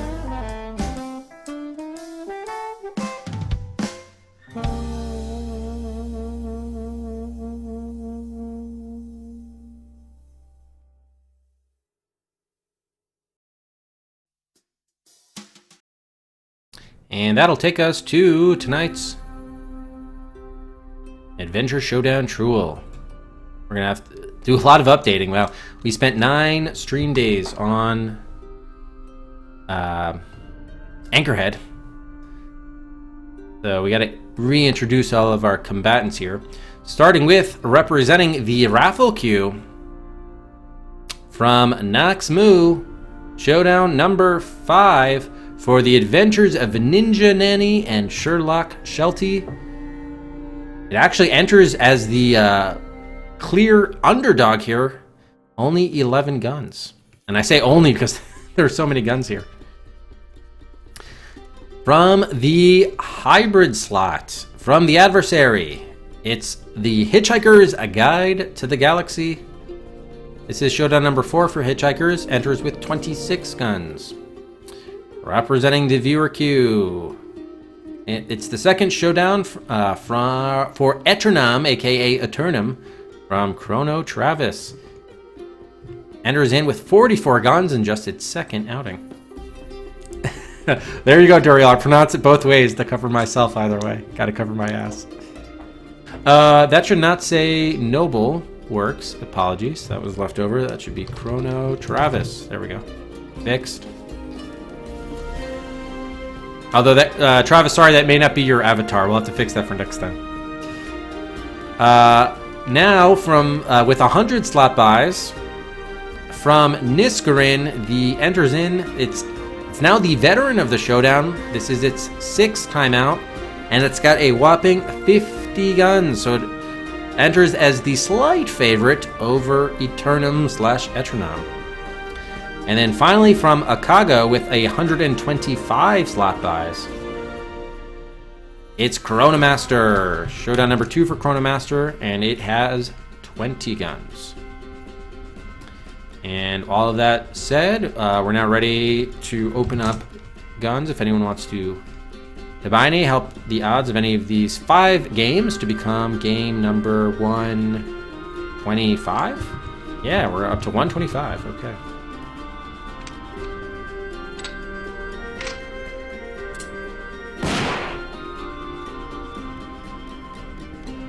And starts from Nico for Ninja Nanny.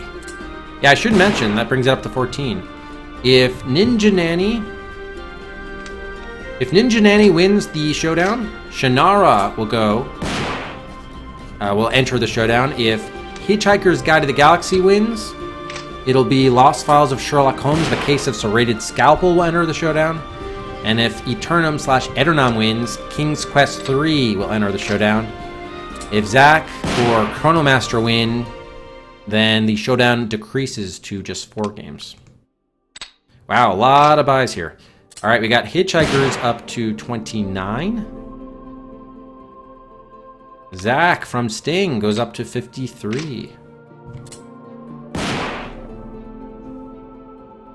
Ninja Nanny, 3 more guns from Duriel to make way for King's Quest 3. That's what makes the Showdown interesting. It's not just what game you want to see played. It can also be what clears the way for the game that you want to eventually see be played. So they're sort of indirect buys. Mochum, 1 for Chronomaster. Hey, Mochum. Gets it up to 21. And Earth, 2 more for Ninja Nanny. Up to 19.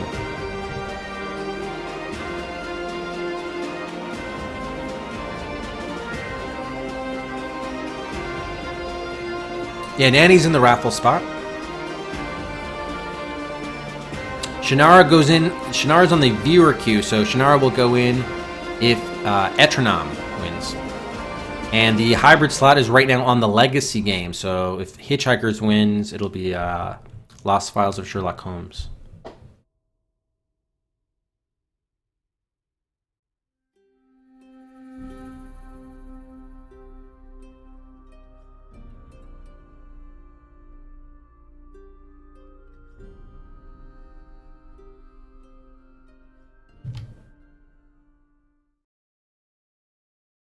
All right, so we got 29 for Hitchhikers, Ninja Nanny with 19.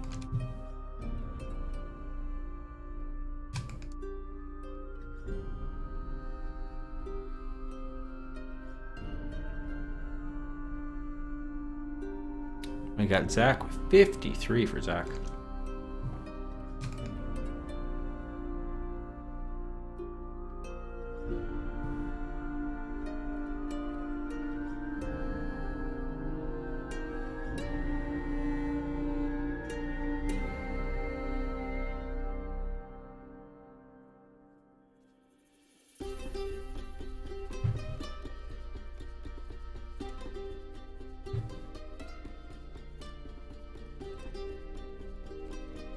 You can buy 3 guns and 3 slots. Absolutely.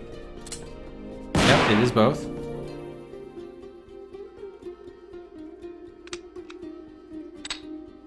And TAC does just that. 3 more guns for Ninja Nanny. Gets it up to 22. Eternam is at 44.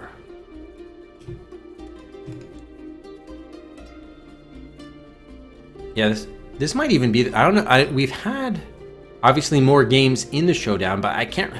This could be a record just in terms of total arsenal, like firepower that's here. I mean, there's a lot of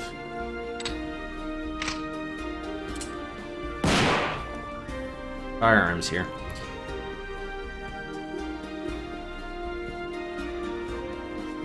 Okay, Eternam 44, and then Quartermaster 21.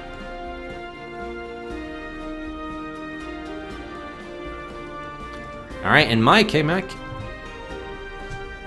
Mike up to 3 guns for Zach, up to 56. Hey Mike. Hey Gabo. Oh, am I on there? It's too complicated.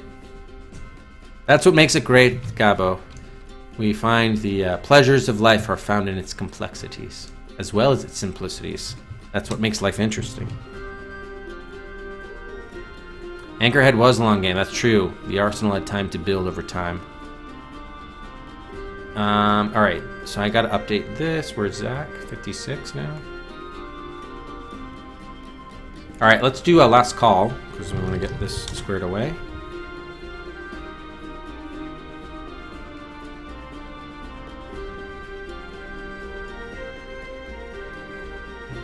So we got Nanny.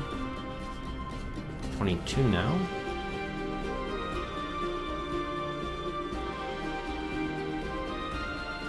Well, no, Gabo, did you hear? The new slogan is, the new slogan equivalent would be, keep adventure games great. No need to make them great again, because they already are great again, so now we have to keep them great. Alright, and we got 2 more for Hitchhikers.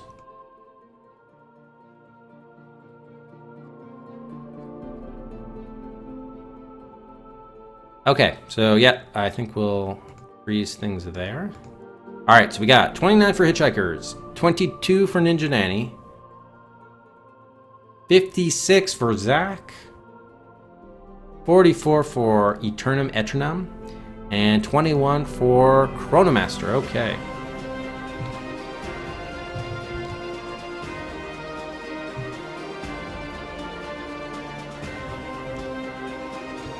There we go.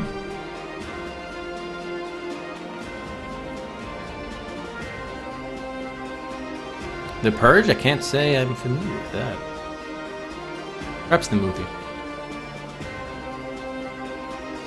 Alright, so who'll become game number 125 of the DOS Adventure Quest? Let's find out.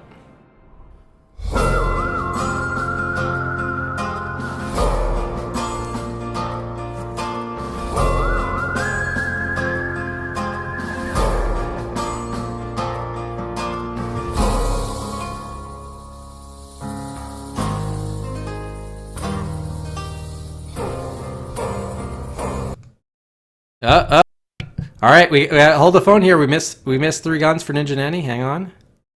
We had so I know Tack bought the 3. Did I not add them, or did I not? I missed Darks.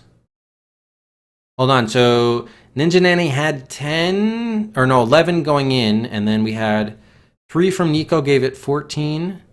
3 from Duriel gave it 17. 2 from Earth gave it 19. 3 from Dark, 22. You are correct. Yes, 3 more from Tack gave it 25. I didn't update the number here.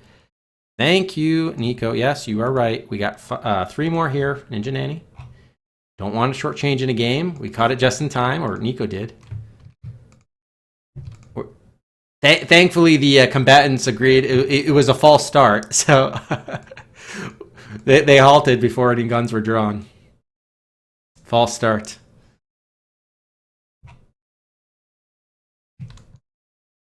Okay, yep, so it's up to 25. Okay, it was confirmed. All right, let's do it again. Thank you.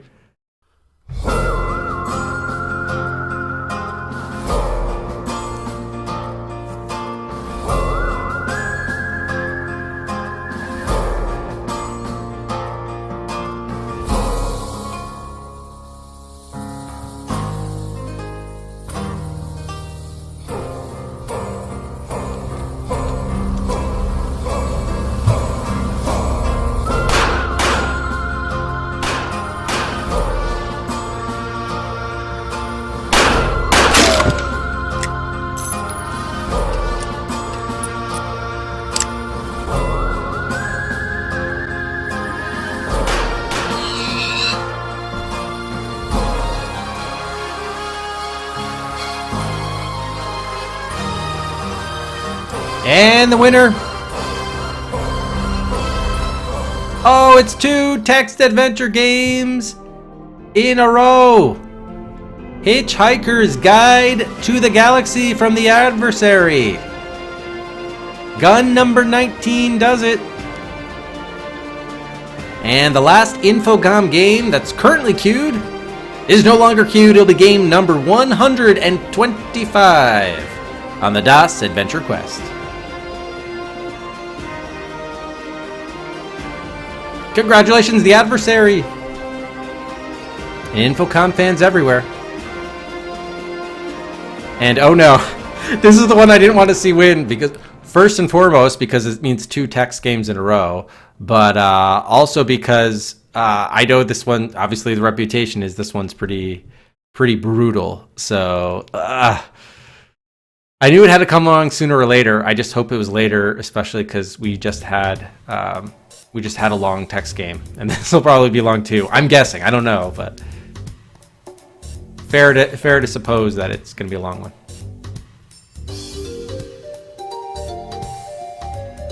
If what you guys have told me is true. And remember, I saw the movie like 13 years ago, 12, 13 years ago, but I've not read the book. Oh yeah, right, because those levels are so accurate. Standard, advanced, everything. So Hitchhikers, out of the hybrid slot from the Adversary, game number 125. And remember, that was the Legacy game.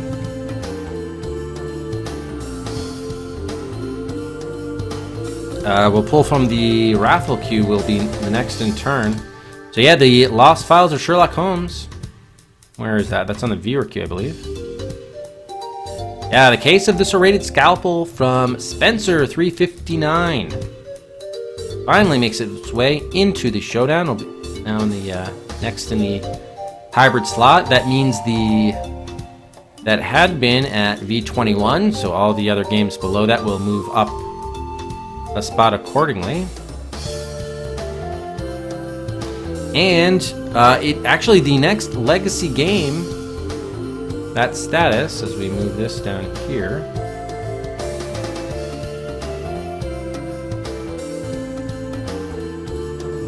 I'll fix the rest of that later, but it'll go down to Dylan Dog Through the Looking Glass from Goaty, that just hit the 50 slot threshold to become eligible tonight, and immediately he gets the Legacy status. That was picked by Goaty on October 29th, 2015. So that is the new legacy status. Let's where did that go? Oh, that's at V6, so it's actually fairly high up there already. Probably have to mess around with that formatting later, unless we have... Oh yeah, I guess I can quickly grab it.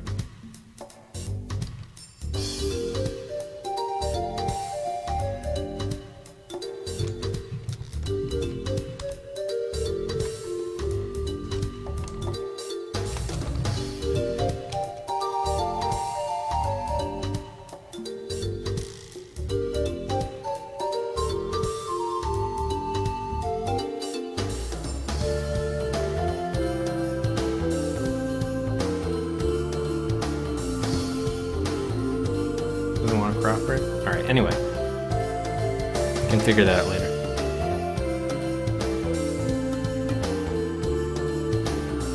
Legacy game is basically the game that's been on the viewer queue.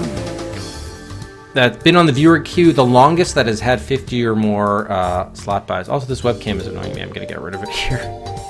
For some reason, the scene here is totally different. I got to fix that. Oop. Yeah, so it's basically the game that's been queued up the longest, that has had 50 or more slot buys. So it's basically a way to ensure that, you know, games have had ample support, but due to luck or whatever else, we just want to make sure that they don't fester in there too long. So that's why the hybrid slot alternates between raffle queue, viewer queue, and legacy. All right, so let's take a look at. Oh, I got to give you guys the time guess, and then we'll also look at hitchhikers. No, we're not opening. Slots will next be open, or buys in general will next be open at the start of the next stream. Yep. So I'm gonna give you guys the guest link for hitchhikers. 6 most infamous puzzles in adventure games history. Oh, gives 1. Okay, I think, but I got the top spot. Well, I know, like, if that is tack as one of the other 6, the Rumpelstiltskin from King's Quest.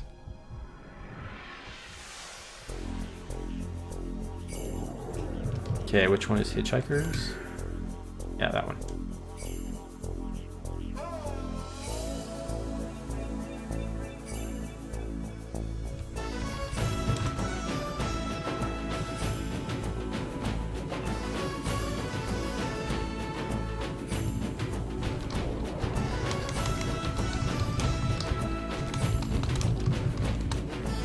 Yeah, suffice it to say, I'm probably gonna have to spend some hits on Hitchhikers. All right, here's the link for it.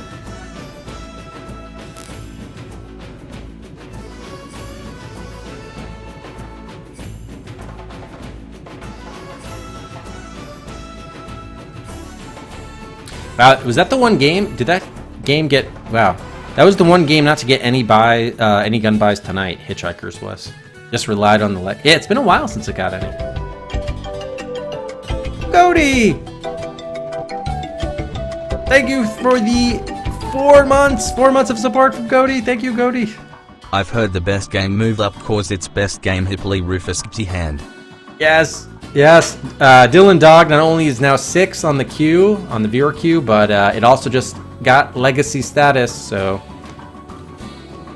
next time legacy game comes up for the showdown, it'll be Dylan Dog moving up there. The only game that actually could top it would be Ripley's, which only has 4 slot buys, so probably will be Dylan Dog. You missed, by the way, go to the other day, we saw the trailer for Dylan Dog. Much fun was had by all. Thanks again, Cody, for the sub.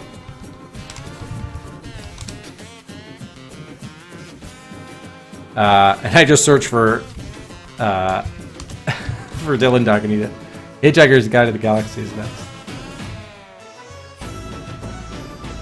Alright, here we go.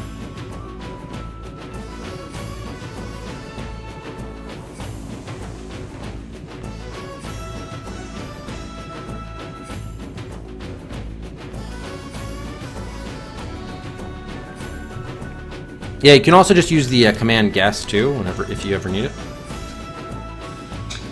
All right, so Hitchhikers came out on a ton of systems, but DOT's version was 1984. Of course, Infocom. You are Arthur Dent, an Englishman with a bad hangover wearing a dressing gown containing a much-needed buffered analgesic and some fluff. Your house has just been destroyed, followed shortly thereafter by your planet Earth. Mostly harmless. You've been rescued by your friend Ford Prefect, who's not actually an out-of-work actor. He has given you a book, The Hitchhiker's Guide to the Galaxy, a towel, and is now telling you to put a fish in your ear. It must be a Thursday. You've never quite gotten the hang of Thursdays. Hitchhiker's Guide to the Galaxy is written by Douglas Adams and Steve Moretsky, based on Adams' BBC radio series, television series, and a series of subsequent novelizations. One of the classic IF games produced by Infocom, labeled as science fiction and has a standard level of difficulty, standard in quotes. Though divergent from the source material, the main characters, locations, and concepts are here.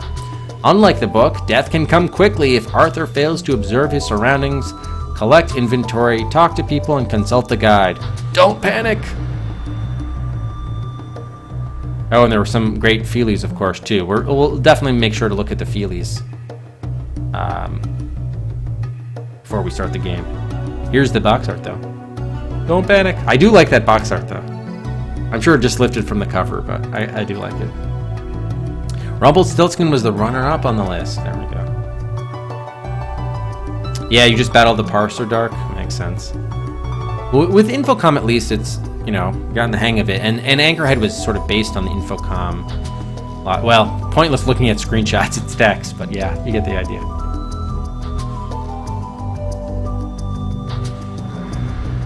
Oh man, I just wish we would have had a gap.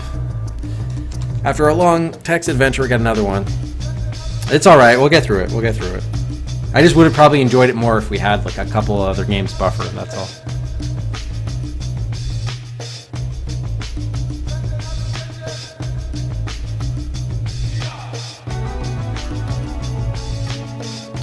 As for when we're going to start it, probably going to be Thursday. Won't be streams Wednesday or Friday. And Thursdays might be shorter than usual, but we'll at least try to get it going.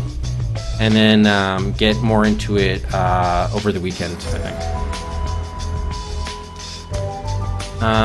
Alright, so you guys have that. Time guess link. Okay, great. Let's go ahead and host up Zofar. He's back to Action 52 for the Genesis. We'll host him up. Let's also give a bonus Cedric to everybody here at the end of the stream.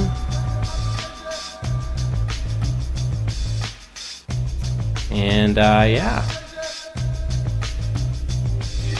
So that'll do it for Anchorhead. It was 9 days, 23 hours. And it was a lot of fun. It was really well done. Thanks again, Bisclaveret, for the pick. Really did enjoy it. Congrats to all the time guess and death guess winners. I think, was it Morgan and Olamars who maybe were closest on time? I've forgotten. Sorry. Earth Machine, congrats. Earth wins the raffle. Metropolis is promoted up to V11. And then finally, congrats to The Adversary. The Hitchhiker's Guide to the Galaxy wins the showdown. Will be game number 125 starting Thursday night. Thanks again, everybody, for watching. We'll catch you next time.